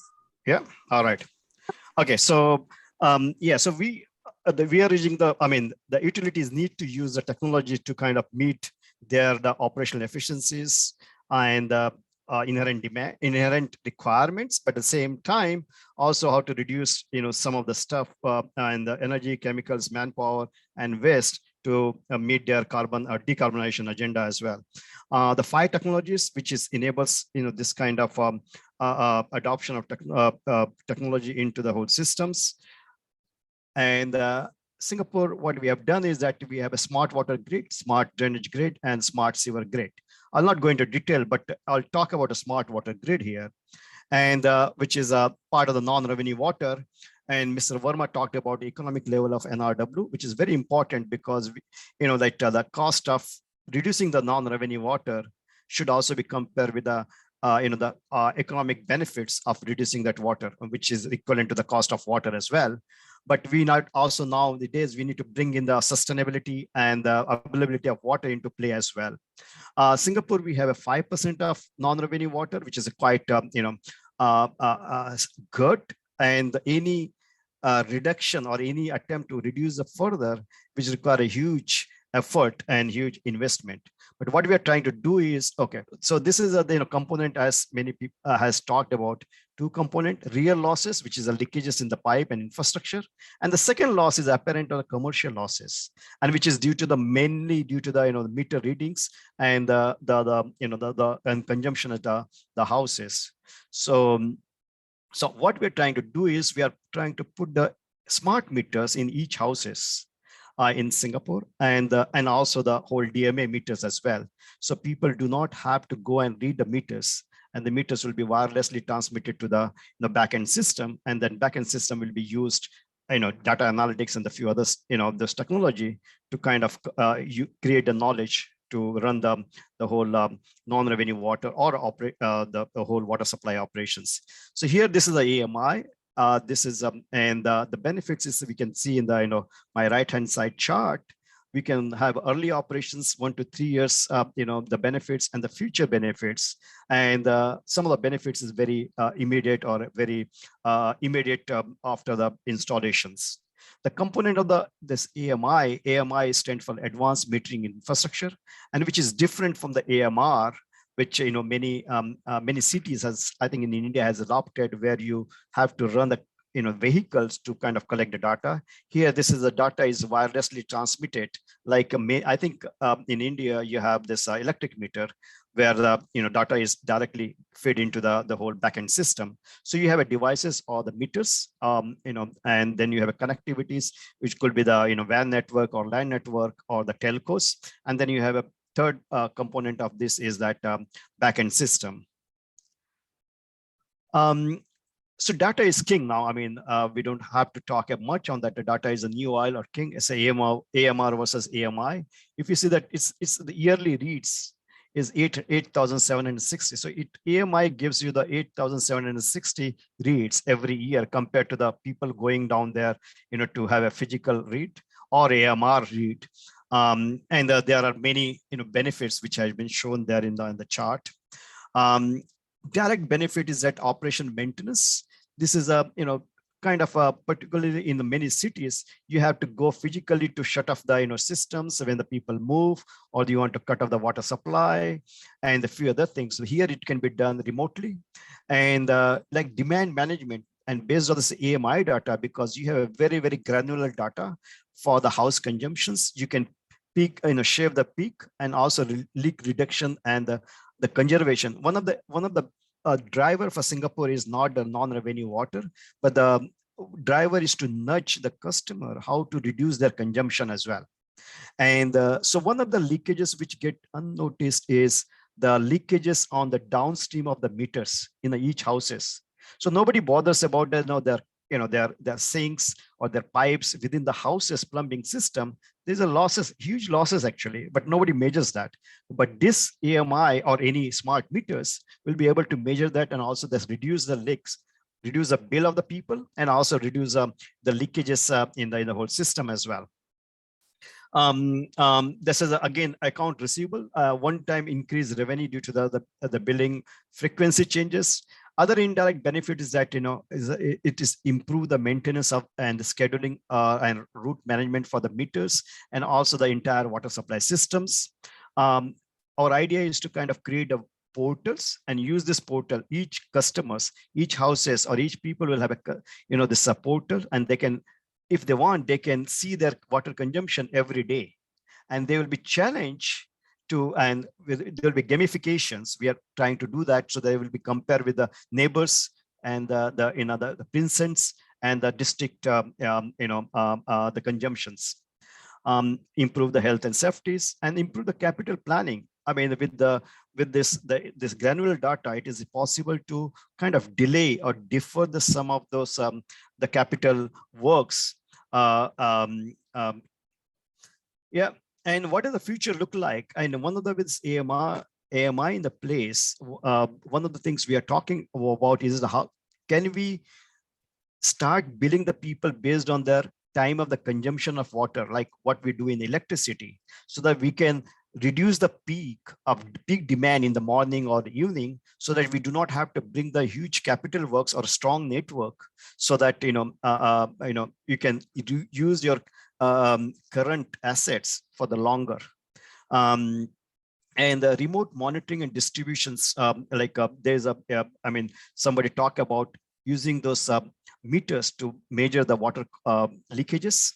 And also there's meters are coming in with the water qualities, and also events of the predictive analysis and risk mitigations in terms of the failure of the systems, customer engagement, and with the as I said, with the portals, we can always forewarn the people that they are consuming more than what they are supposed to consume as per their average for the month or for years. So if there's leakages in their houses, it can be warned. And of course, the payment system with the innovative payment system as such. This is how we deliver the digital metering technology in metering projects in Singapore. We have the foundation and they're deploying the solutions. And this is a case study. So Singapore has kind of embarked to install 1.5 million customers with a digital or smart meters. So this is the first phase, which we are implementing it, 300,000 meters. And this is again, it's a third party operators, which is providing the whole network, communication network. There's a backend system. The whole data will be in the GCC. Of course, all the data privacy and other things is taken into account. GCC is a government commercial cloud. And then you have a portal for the customers to kind of integrate this data and use it for their benefits, and also nudge them to reduce the water consumption, so you don't have to build more water systems. Yeah, some of those benefits and the driver and benefits for this AMI. Thank you. Thank you, Mr. Singh. There is a question from, I think Mr. Bishal Ghosh would like to say something. He raised his hand. Mr. Ghosh, can you please write the question on the question answer window that we have here? Okay, question to Mr. Singh from Gaurav. What are the biggest impediments in implementing AMI in India? Mr. Singh. Yeah, so I think I would say the not biggest impediment. I think the biggest opportunity for us to implement in India is that many cities in India do not have a 100% metering system. So instead of putting the dumb meters or the traditional meters, I think it's important to go for this kind of meters, which will be benefits the customers and also the utilities. Maybe the cost could be 1.5 to 2 times. Again, it depends on the volume actually, and so that you can save a lot in terms of operational efficiency. You do not have to send the people to read the meters, and also nudge the customers to reduce their water consumptions, leakages. And so those are the very good opportunities. And in terms of impediment, I would say that, is the holistic thinking, lack of holistic thinking. Second is, the cost. The third would be the, the infrastructure, the water infrastructure in terms of, those, the whole network, the quality of network as such. But I see there's a good opportunity for Asian cities or Indian cities to adopt this digital meters or digital smart meters. Mr. Bishal Ghosh, I think you can speak. You can ask your just question. a minute, Shireen. Yes. I think the Singapore solution on the, you see this metering infrastructure. Yes, sir. Is very, very useful. See, energy efficiency and energy consumption schemes could offer a parallel. what you really require is water management to a consumer.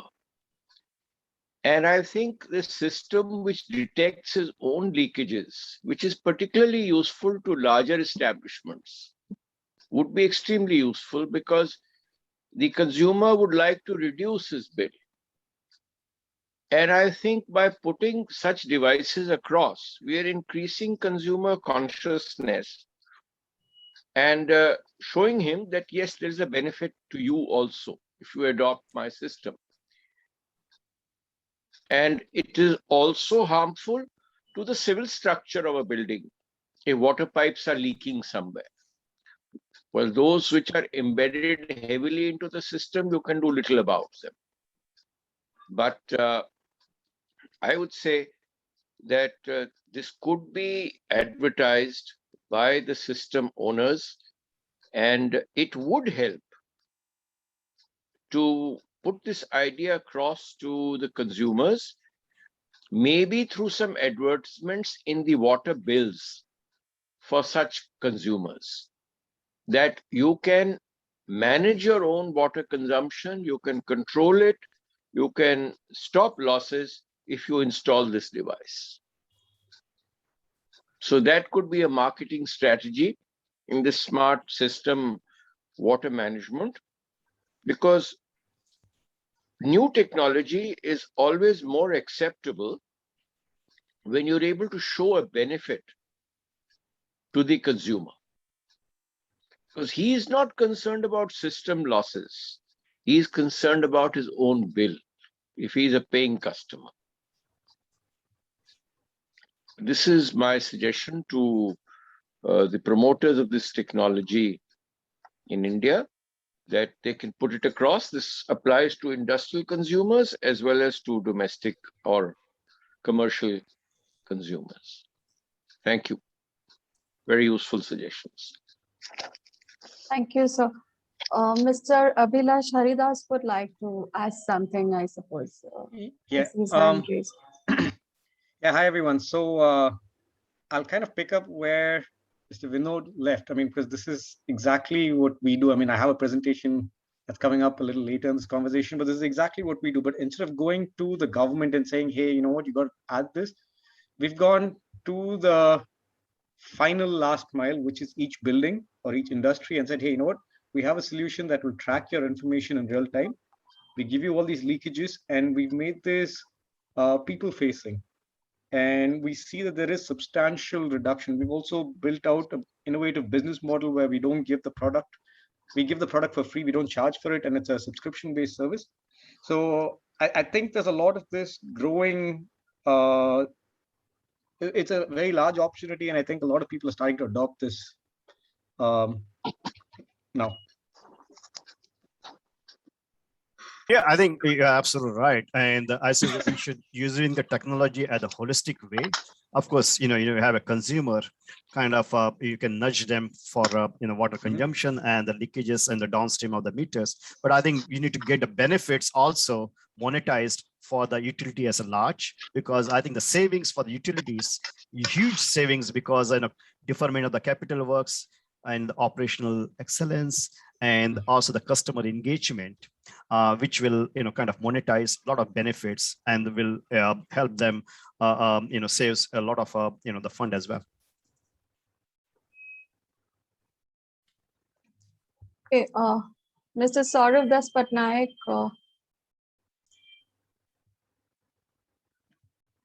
has a question. Has Singapore Water taken up large-scale work of smart meters and water in India? If yes, then what is the financial model? No, we have not taken the smart meter works in India, but we have done several works. Our company, Jacobs, which I represent company, but I also represent the Singapore Water Association. So some of our company which have worked in India, and particular our company which worked with many government agencies there. So when we develop our master plan, strategic plan for the cities, we do bring into that as one of our solutions to go for smart meter as well. But I don't think any cities has embarked on a big scale except Pune. Pune has last 2 years back, they have started, putting the AMR, and I think also they are considering to go for AMI system in the Pune. And that was a very good case that instead of putting the dumb meters, and they got straight away, leapfrog actually, rather than going into the steps, and that they are going in for the AMI system there. Thank you, Mr. Singh. Now we move on to the next plenary session, session 3 for the day. Smart water metering, improved customer management.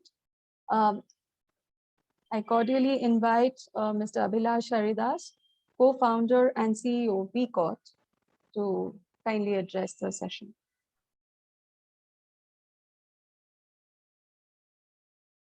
Over to you. I'm just pulling up a presentation. Just give me a second.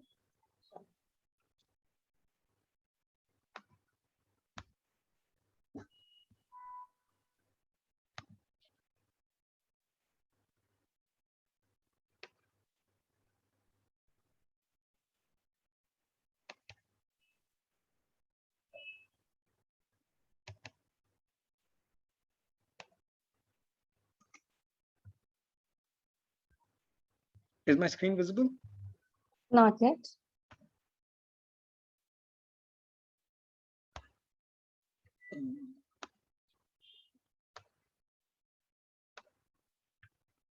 How about now? Yes.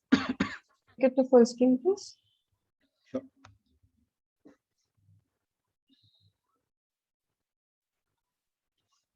So what I'll do is I'll introduce myself, and I'll try and pick up from where Mr. Vinod left, because it's essentially the same. It's just that we're doing this out of India and they're doing it out of Singapore. But I'll give you a flavor of what else that we're doing slightly differently. So I am one of the co-founders of WeGot. We started this about 6 years ago. It was a very personal problem. I live in Chennai, and if you're always running short of water, you'll not miss tanker lorries. And as an engineer, me and my other co-founders wanted to do something about this. So we decided that, we have the engineering capabilities of building a solution, which is essentially a meter. But then we found out that the traditional meters simply did not cut it. The data that came out of it was, to be polite, garbage. There's 30-40% losses. And then when you have that kind of information coming out, no amount of analytics is going to point you in the right decision-making direction. So we said, hey, we have the engineering capabilities of doing this. Then the next challenge is for you to be able to deploy this. Well, it's not just about building a meter. It's about understanding plumbing, or how water reacts within a certain closed enclosure. And unfortunately, none of us went to school for plumbing. So we had to iterate to meet Indian plumbing requirements. And then we realized that the quality of water is not as predictable as a place like Singapore. So we had to then deal with how will we make it more predictable with the quality of water. And then we had communication. So we've solved this with an Indian mindset. And currently we have about 120,000 odd devices on the field that is collecting information, but we are very focused on the end consumer. As a startup, it's very difficult to go to the government. There are pre-qualifications, the tendering process is cumbersome. So as a business, we focused on getting the consumer to reduce their usage and make this a people's movement, right? So to that end, what I will do is I'll talk about what we did differently from a device perspective itself, right? So what you see here is a traditional meter. I'll quickly talk about what we changed in design, right? Fundamentally, how it works is water will pass through. You have a turbine that rotates, and you have a counter on top that tells you how much water passes through. But what this does not factor is that in your plumbing lines, you have both water and you have air, and your turbine will rotate irrespective of water or air, and your data is not accurate. The second challenge we identified was water flows backwards, but your counter does not go backwards. So you get counted multiple times every time water goes back and forth. And then the third challenge was when you have very low flow, that is not enough velocity to turn this turbine. Another consequence of putting something in the path of water was that it causes a pressure loss. We've actually done demos with several of these water boards where they're still resorting to spot billing because it's cost and inconvenience and loss and pressure, and people have just disconnected it. So we identified that as another challenge.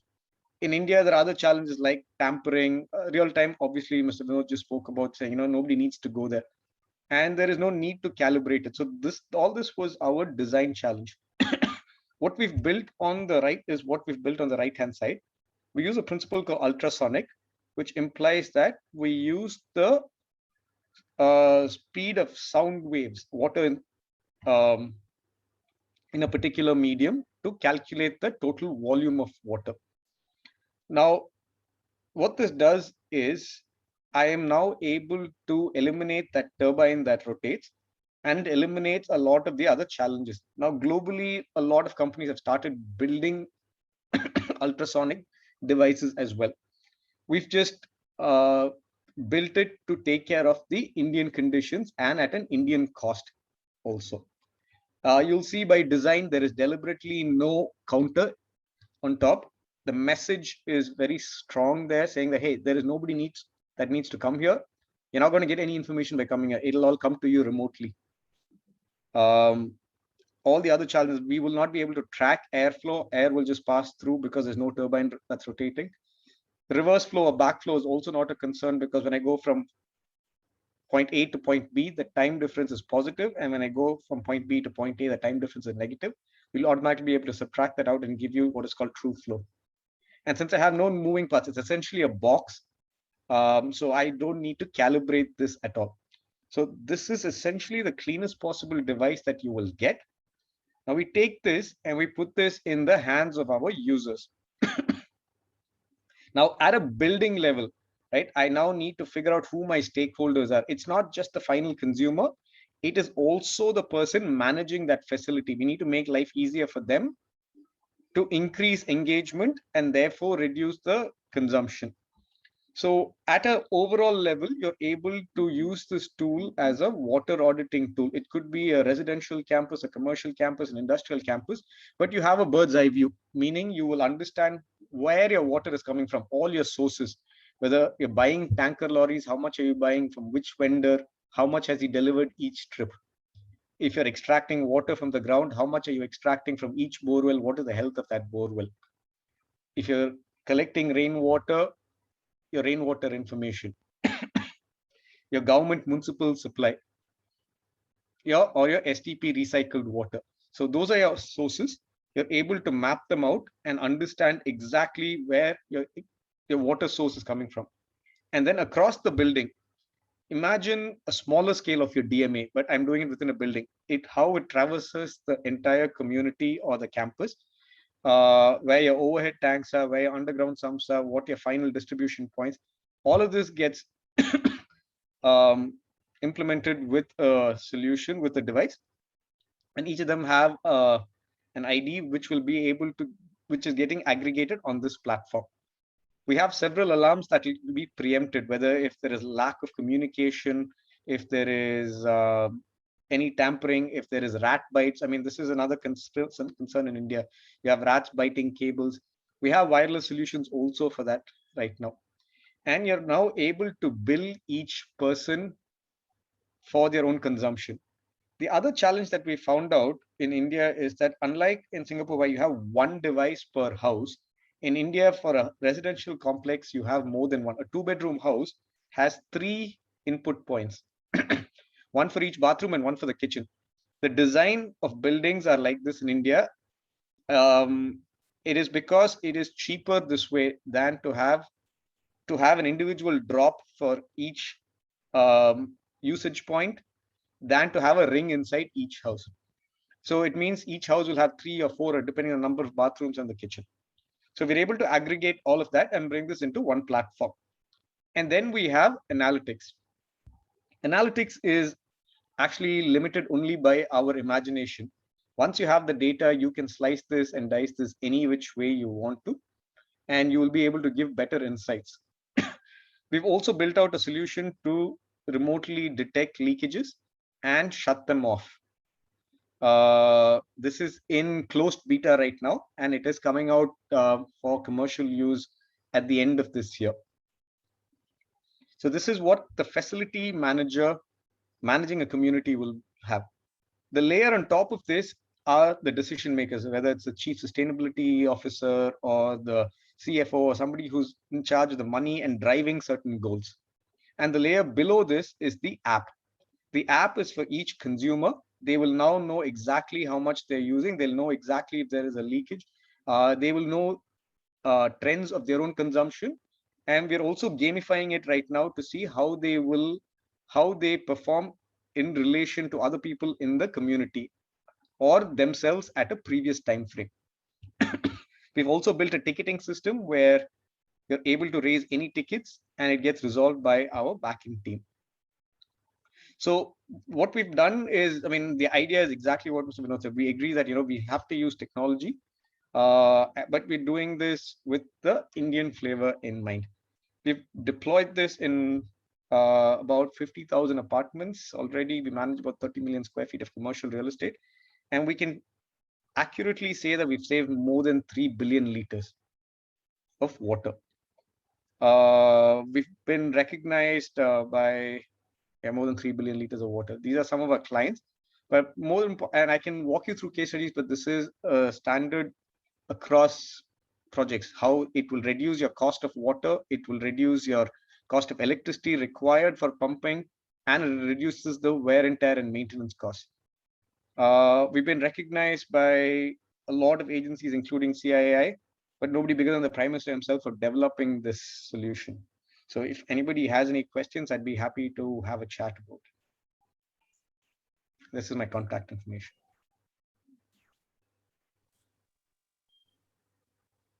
Thank you very much, Mr. Haridas. Yes. Abhilash, sorry, Serene, may I No just problem, pose one question to you? Since you mentioned Chennai, now in my view, Chennai is an example of a lot of metro cities are examples of illegal groundwater extraction. Yes. Which is hurting the aquifers badly. And in Chennai particularly, the problem is twofold. One is because of this big urbanization along the Mahabalipuram highway from Chennai. You have people who've had their urban schemes cleared on the basis of some certification from some local panchayats, village panchayats, that they will be supplying the water. In fact, what is the highest probability is that after getting that phony supply assurance, they are installing their own unauthorized groundwater extraction. Yes. Now, this groundwater extraction so close to the coastline is, as I had pointed out in my opening remarks, is hastening the ingress of seawater into the potable water. Yes, absolutely. Now, if your device or your artificial intelligence can track these unauthorized groundwater extractions, it would be an extremely sustainable solution to the very survival of millions of people who are investing heavily in urbanization as consumers in that belt. Because one day they could be left high and dry when that whole water turns brackish or saline. Correct. So this is my question to you. So I'll give you from the data that we have.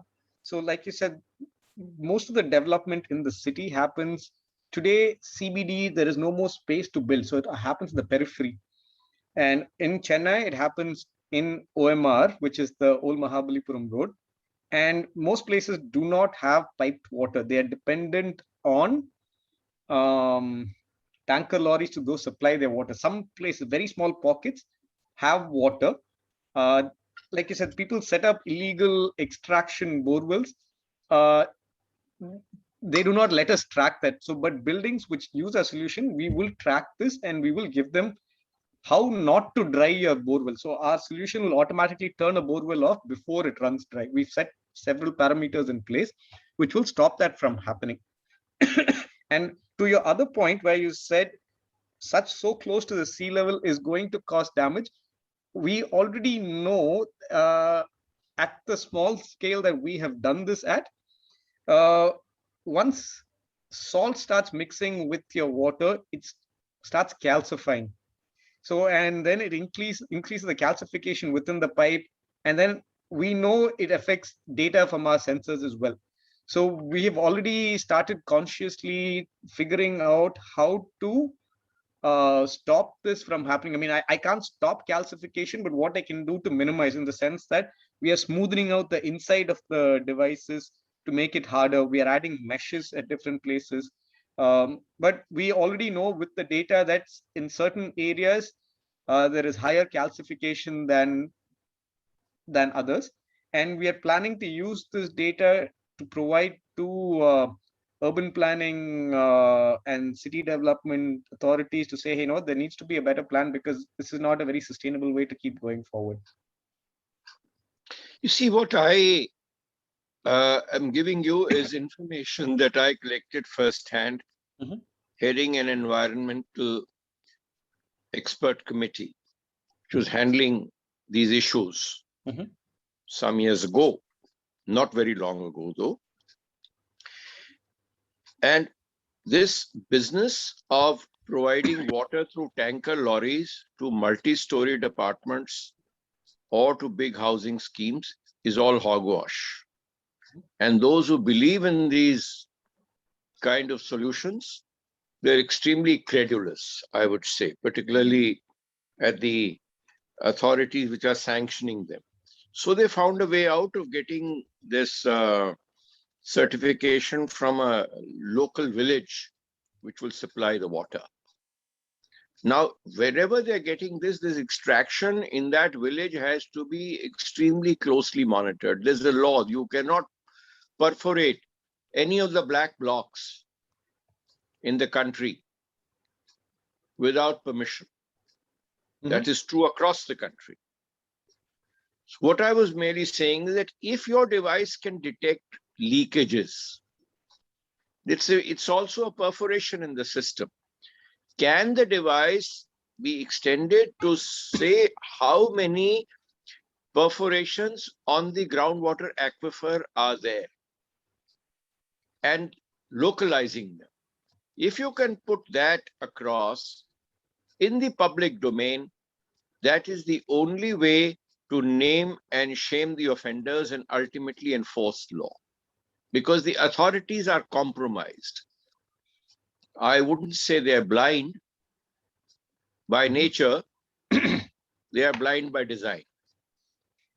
And they would be causing huge disaster to these unfortunate investors in the future. And these will all become Mohenjo-daros of the future. Okay.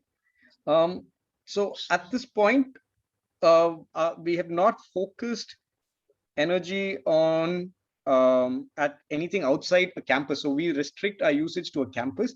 And how we detect the extraction is at the borewell pump. You have a pipe that delivers, so we know how much you're extracting. And then we figure out some quality parameters over there. But I think what you're saying adds, gives me now an idea that maybe we should go a level deeper and see if there is something we can explore, because we have some sort of a template already in place. It is the incremental change from here that we have to build on.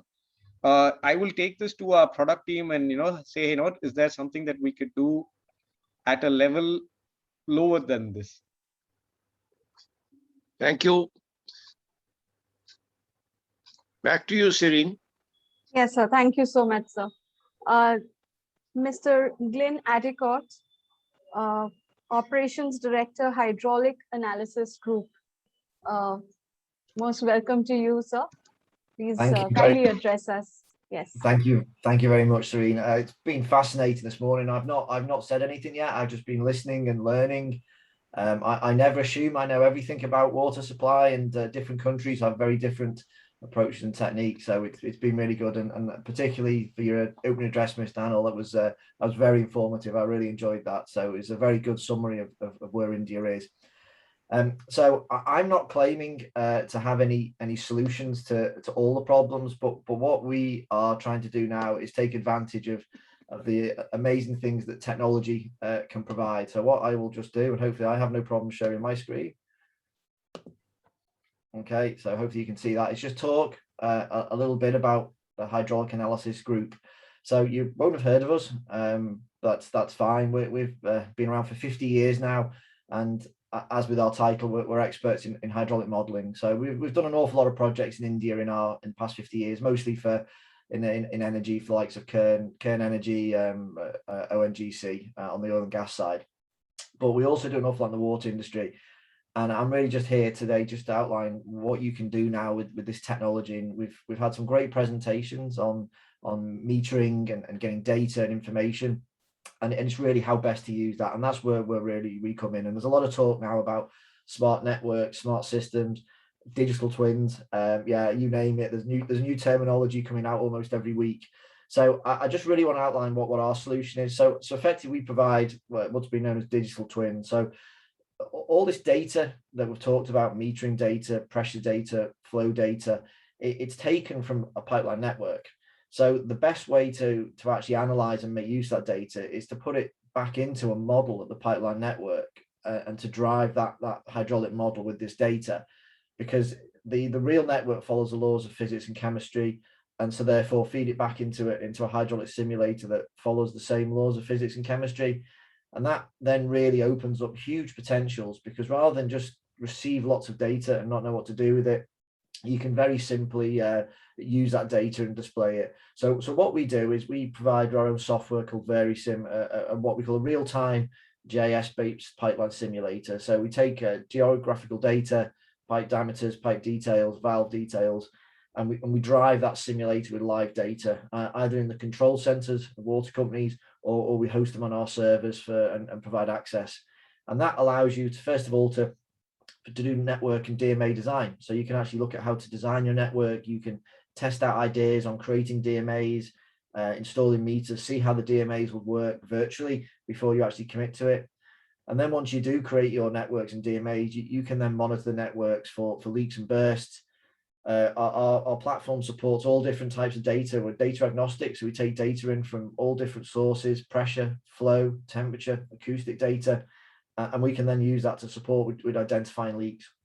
But also it allows things like optimization, reconfiguration as networks change and as new buildings are put on. You can look at the best way to redesign your network.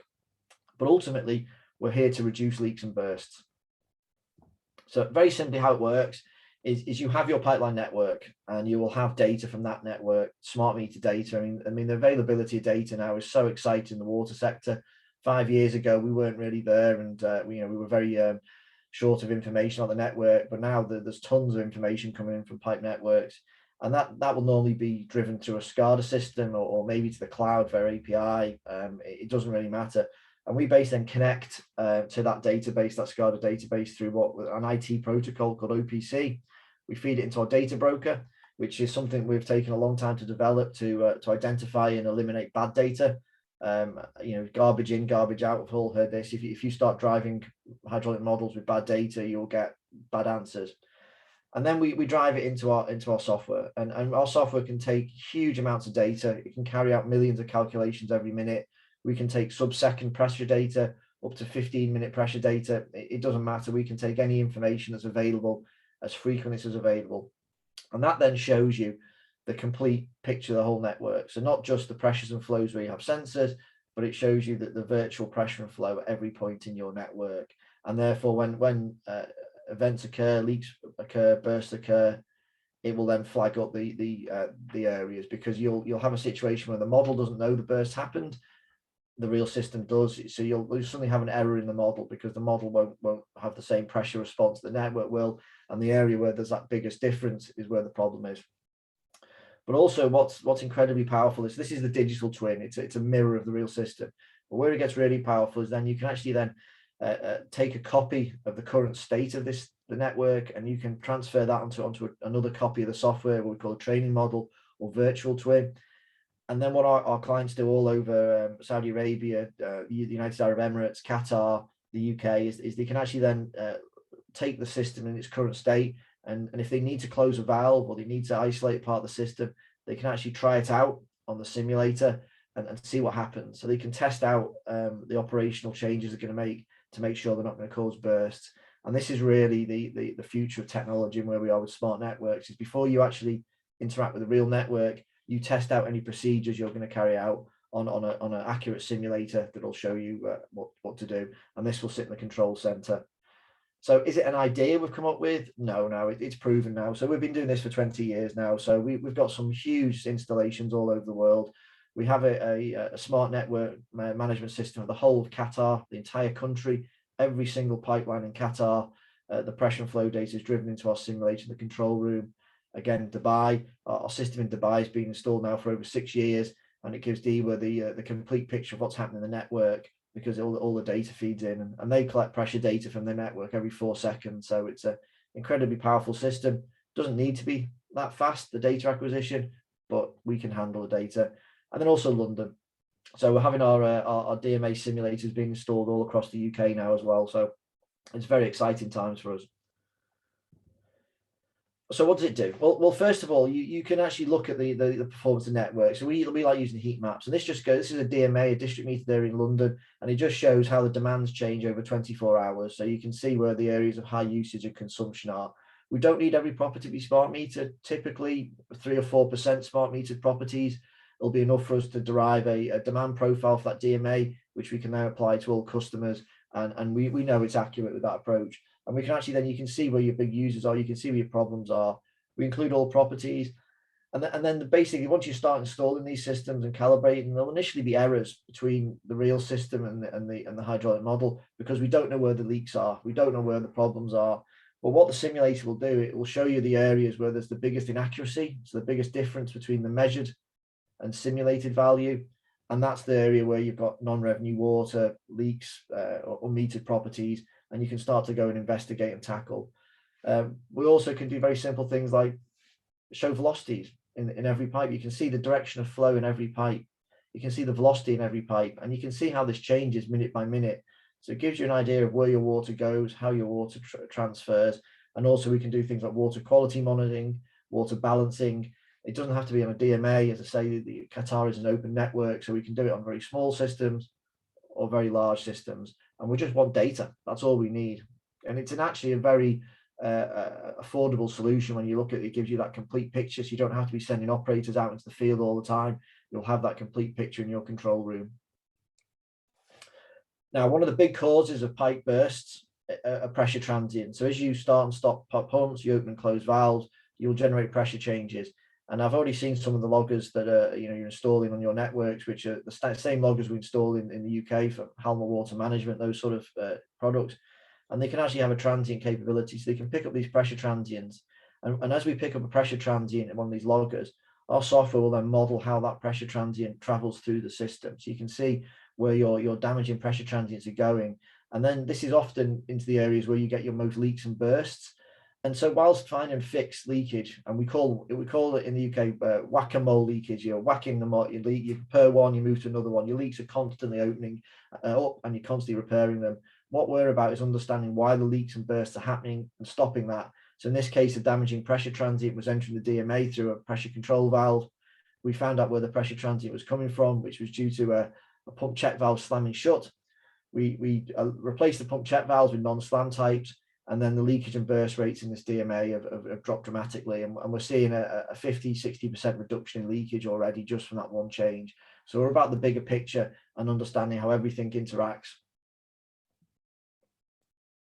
But the data sets is the key thing for us. Our software can take data from multiple sources. So in this case, we can actually take and process using machine learning acoustic data, overlay with pressure data, because pressure and acoustic data is actually tied in, because it's the hole in the pipe that with the leak in, that the higher the pressure, the louder the noise as water leaving the pipe through that leak. So what you can actually do is you can actually combine pressure and acoustic data, and that will allow you to pinpoint the areas of where your leaks are.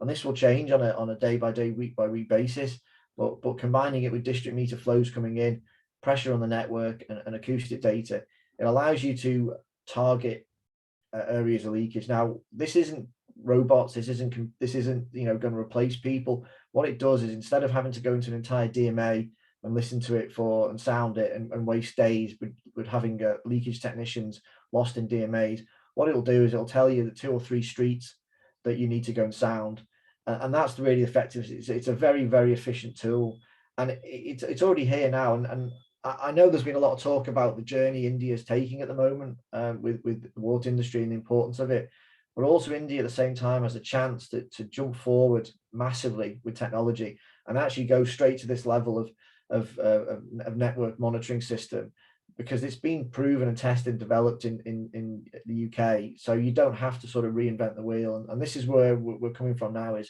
this is easily implementable on water networks all over the world. There's no reason why it can't be installed on any water network, even if you have initially only limited amounts of data coming in. It will naturally just get better, more sensors are installed, and as data communication rates improve. So it's a question of actually taking all your data. And there's a big saying in the UK with water companies that they're data rich, information poor. So whilst it's great having all this data, and the more data you get, but the question is, what are you actually going to do with this data? What's it actually going to help you do? And what we do is we have a live simulator that runs continuously in the background and just shows you your problems as soon as they occur. It can be installed on your systems, and we will give you full training on that. And this is the future. You know, we are seeing these systems, dozens of them being installed every year now in the Middle East. And the UK and North America are now adopting them, but we also have systems operational in China, South Africa. So it's a worldwide product, and it's very exciting times for us, because we've been 50 years developing this software. It's been used previously for desk-based hydraulic design and surge analysis, but now with this availability of data and real-time information, you know, the potential for making operations more efficient is huge. And yeah, we've as I said, we welcome the opportunity to speak with any of Indian water companies over there to talk about what we're doing and what we can do and how we can help you. There's not a one fixed solution. Every country is different, every network's different, but I have 50 hydraulic engineers that install and calibrate these models day in, day out. So we've got a huge amount of experience in this, and it's important that this is done, because as Mr. Anil said at the start, the water scarcity and the water stress is only going to get worse. And already now I think we're seeing issues in places in the Midwest of America where it's possibly too late. They're already running out of water, and they've not addressed these issues early enough. So this is one of the solutions that can help with that. It's not going to solve everything, but it's certainly a decision support tool is how we describe it. And yeah, and I won't take up any more time with that. That's basically what we're doing. I have so many more slides I could show, but this is an overview of what we can do to help, and I'd welcome any questions.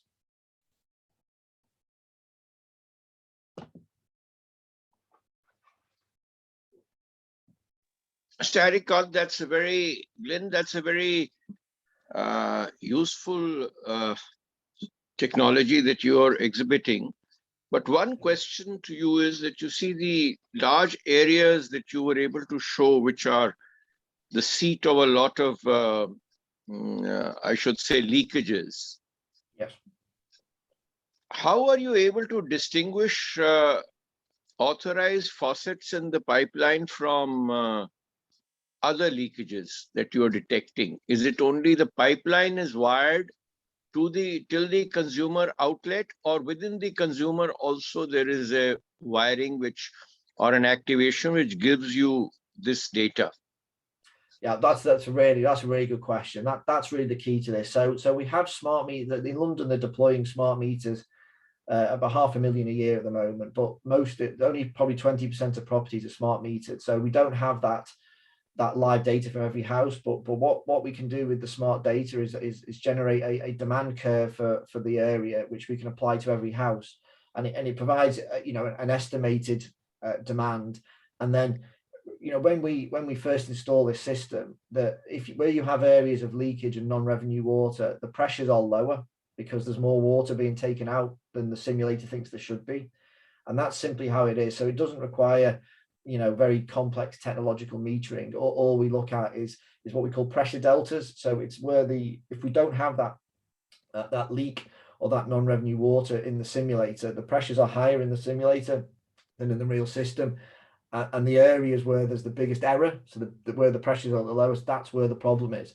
And it's then a question of sending operators out to investigate. So it isn't a silver bullet that's going to tell you exactly where to go, but it's going to tell you the area. So no, the answer is it's not going to distinguish between leakage and unmetered usage or theft of water. But what it will do is show you the area where the problem is, and then you need old school engineering and technicians to go out and investigate further.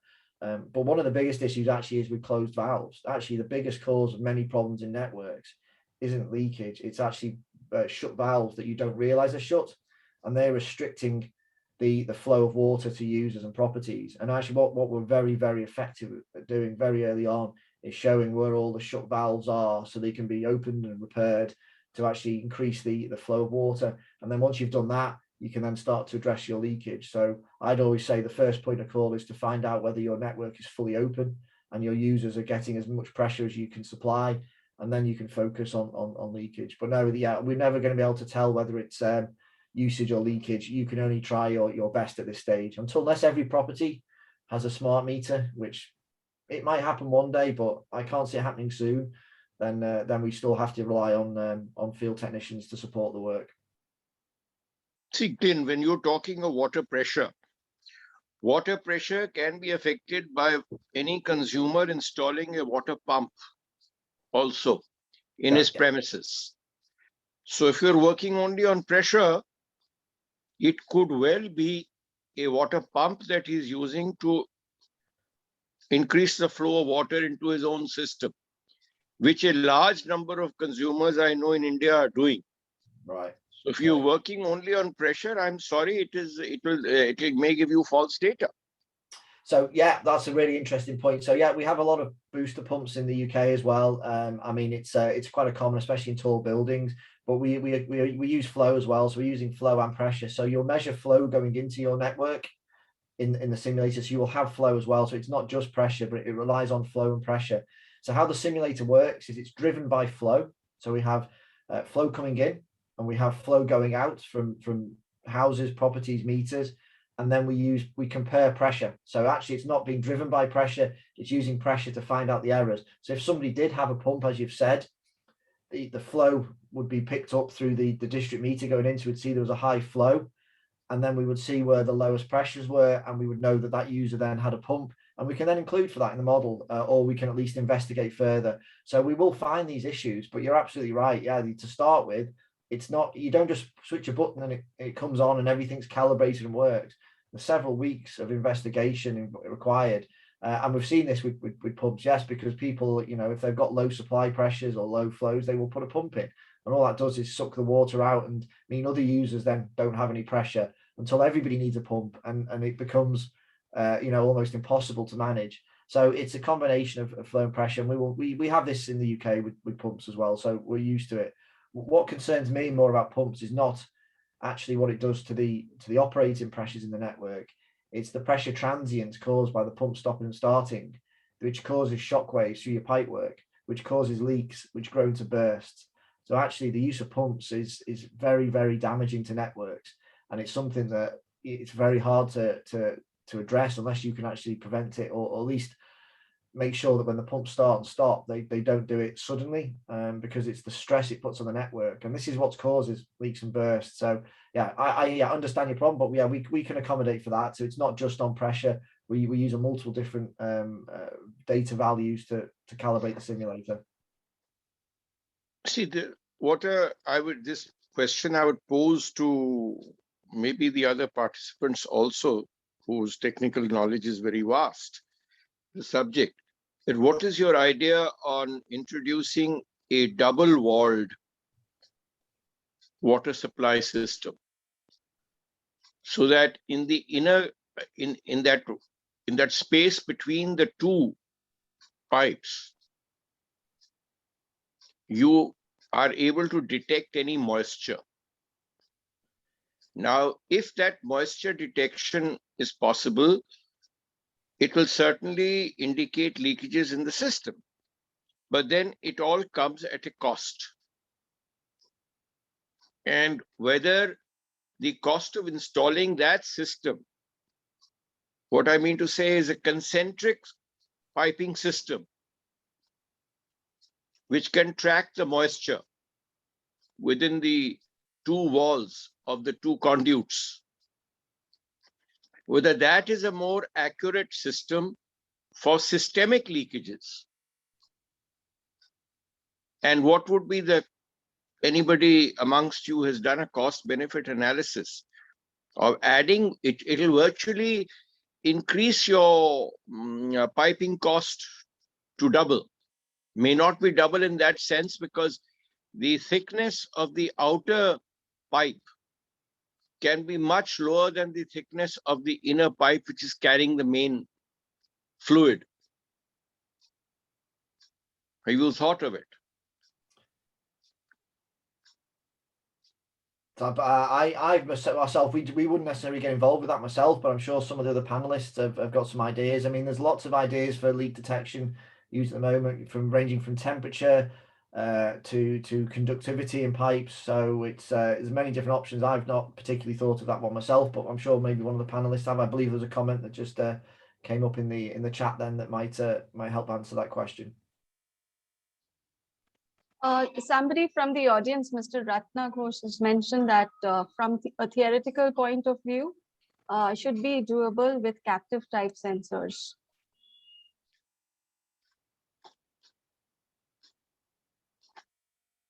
Mr. Ratna Leave it Ghosh, would to you the like to panel. speak? Yes. Do we have the time, Shireen? How much time is left? So Mr. Adikot is the last speaker, so for the conference, and then we would request you to conclude it. I think let the panel have the last word. I already said more than I ought to. Mr. Ratna Ghosh has been given the speaking rights. Yes. Hello, am I audible? Oh, I'm so sorry, Mrs. Ratna Ghosh. Yes. It's neither Mr. nor Mrs. It's Miss. Okay. So I'm in engineering education, and actually we have, I was part of a project, in industry project, which dealt with capacitive sensors usage in power plants for mixed usage pipes. So pipeline, or rather for transport of coal, etc.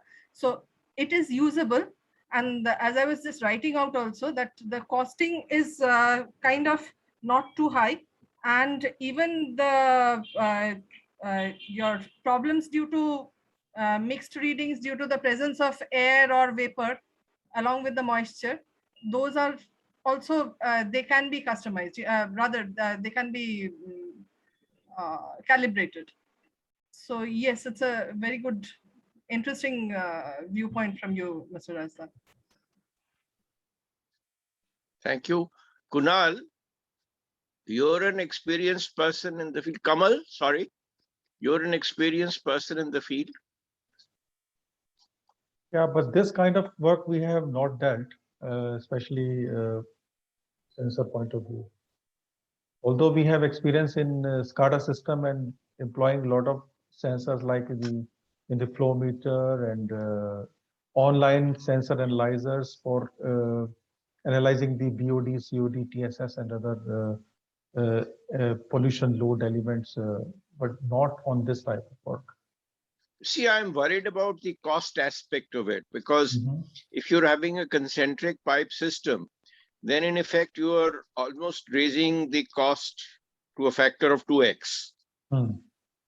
But then the outer layer can be certainly of a lesser thickness than the inner one, which is carrying the main fluid. So to that extent, you see, this 2x can be reduced probably by 30–40%, if not more. But is it feasible? That was my question to you people, because I am not a technical expert in this matter. So I think from a UK perspective, I mean, we've done a lot of research into leakage, and we still very much rely on acoustic sensors and acoustics. But the technology now we're using with acoustics is interesting. So because pressure causes the noise, you can install or carry out temporary hydrophones in the fluid. You can install microphones in the fluid and listen to the leaks. And then you can the next day drop the pressures for an hour temporarily at night and reduce the pressure. And that reduces the noise intensity and the frequency changes. And this will then allow you to actually pinpoint your leaks because you'll have those two different patterns to compare, and then you can actually correlate. So there's many different techniques, but from a UK point of view, we're very much fixed on acoustics. They've tried many other types of leak detection, but acoustics still seems to be the go-to for certainly for the UK, and as far as I'm aware, certainly North America and Europe as well. I agree with you. And but, with this, any other thoughts? Yeah, this is Vinod here, and I think with the digital correlators now, earlier, which was kind of very quite expensive, and this is becoming more affordable. So many people, many utilities are putting this digital correlators, and which can be put on the pipes or hydrants or the valves, and which can be used to pinpoint the leakages in the system. And which is becoming, where the cost of the labor is much high and the cost of water is high. And this, this technology is kind of become a much more cost effective. And this is, the cost of this whole census or sensor-based, digital-based correlator is going down, and this will become much more prevalent now. And which is non-intrusive because you don't want to put any, foreign object or foreign, the sensors in your potable water, drinking water quality, drinking water. This also you need to take care. So I think anything which is outside, non-intrusive, the sensor, which will be more prevalent. Ratna, I see you writing something. Would you like to speak? Yes. I just mentioned out, again, coming with whatever was spoken just before, this capacitive type actually fits the bill because it is on the outer surface, so not intrusive.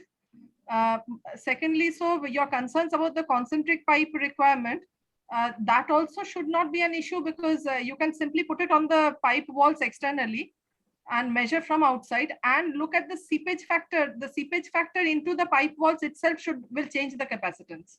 So you'll have a nominal value, and in case there is a seepage beyond a certain point, that should be detectable. Ratna, what you see what you are suggesting. Yeah. If you pick up only the moisture content on the outside of the pipe, yeah, you are open to any water ingress in the vicinity of the pipeline. Say if there is another water source or something else which is crossing or leaking or percolating into the thing, into that pipeline route, so that moisture will also be picked up unless you have a protected zone, which is not allowing any outside moisture interference to come into your measurement. But that, sir, could be done possibly by just making the sensor properly, so that the sensor itself has a kind of a guard. Instead of using a double pipeline and increasing the total cost, you could just cover up the sensor portion itself so that that portion is immune to seepage from outside. No, you see, sensor portion, your sensor portion will, it has to run across the length of the pipeline. Now, if you that kind of sensor you're talking about, if that's the kind of sensor you have in mind, I don't think you can have a sensor running across the entire body of the pipeline or a coating substance. No, we don't. No, we don't. I'm not thinking about that. I'm actually thinking of point-wise sensors, and that itself, if those are covered, yeah, if you say that, again, if there is external water coming in, so that might need to be factored out. No, you see, it would be very difficult to factor any outside interference because water is everywhere. Water is being used in the fields. Water is coming through natural cavities. There are all kinds of water ingress into the ground. That is how groundwater is recharged. No, but the point is that those would anyway be there in the nominal system itself, nominal model itself. If Yeah, there they are is a there. But moisture, if there moisture, Ratna, how do you segregate this water which is flowing from external source from one which is coming from inside? it is with respect to the incremental change in the capacitive reading, because when it is the pipe getting moisture impregnated with moisture from inside, so the characteristics of the pipe wall will change. That will change the value, and it is a change in the capacitance that it's to be picked up. It is not just the capacitance. So if there is water from outside in the field or whatever, so that will be a different kind of a reading. While if it is seepage from inside, that will be a different kind of a change. The change dynamics are also different. I'm not saying it's going to be a one-shot easy application, but it's worthwhile a try. A value which is embedded inside the thickness of that conductor. Now, at what point you are putting your sensor? Because if the thickness is, say, 0.1 mm theoretically, and your conducting system gets corroded to that point by wear and tear, even otherwise, or at a particular point because of some pressure, external pressure that is falling on it or whatever factor, that chance you will have to then take. But anyway, the discussion is very interesting. We can't turn this into a debate, and that too with a fuddy-duddy like me, a total amateur who has no business to speak on such venues in the presence of so many experts. But I think it's been an extremely useful session, a practical session. But I would again repeat that I think we need to put these studies across in the public domain. And somehow we have to find our way into media publication. How do you get public attention? And as I had said in the very beginning, I would strategically run this through the financing agencies because their risk in the investment is the one which will have the greatest sensitivity impact. That is one thing. The other, of course, is public awareness and knowledge. And this knowledge which has to come in the public domain and public consciousness. And I think younger minds would be more impressionable. And if these things can somehow find its way even at the school level, I think there the awareness of these issues is much greater. In addition to it, you see, maybe only 50% or maybe 30% of that population goes into higher education. Whoever goes into the educational stream, I think maybe only 30% emerges out of the school system, if I'm right. Now, this kind of consciousness, if you can bring it to the younger generation, make them conscious of it, expose them to it, because ultimately who's paying for it? It is the citizen. Whether the citizen of today or the citizen of tomorrow. That has been the philosophy of environment protection, particularly in Europe. And I think this environment consciousness, this sustainability consciousness, I would say that the word environment has now been gradually replaced by what is sustainability. And it is the sustainability driven in the younger generation, the generations of tomorrow, which sensitizes their minds and makes them conscious of the benefits of these things. That will be useful in addition to alerting the financing institutions because it is these institutions who stand to gain from prevention of malpractices or leakages or non-revenue use of water. Thank you very much. I must thank all the participants in the first and the second session for having given us such valuable inputs today. And please use the industry to propel your ideas, because ultimately they have to sell a product which is going to be marketed. And that is where, Serene, Yes, sir. your members come in, Yes, sir. because an entrepreneur looks for a market. An entrepreneur looks for ultimately sale of his products. And Yes. he necessarily becomes a stakeholder in promoting this good idea on sustainability. I thank all of you for having participated in today's event, and I thank and congratulate Serene for having organized this very interesting 2 hours of intense discussion. Thank you, And sir. all our participants even from Europe, who have got up at this very unearthly hour Yes. to be able to speak to us and give us their valuable views. And thank you once again, and wish you good day. Thank you so much, sir. Yes. I thank our distinguished panelists today, and also most valued delegates who have been patient enough and been with us through all these sessions today. And of course, our sponsors, Swachh Environment,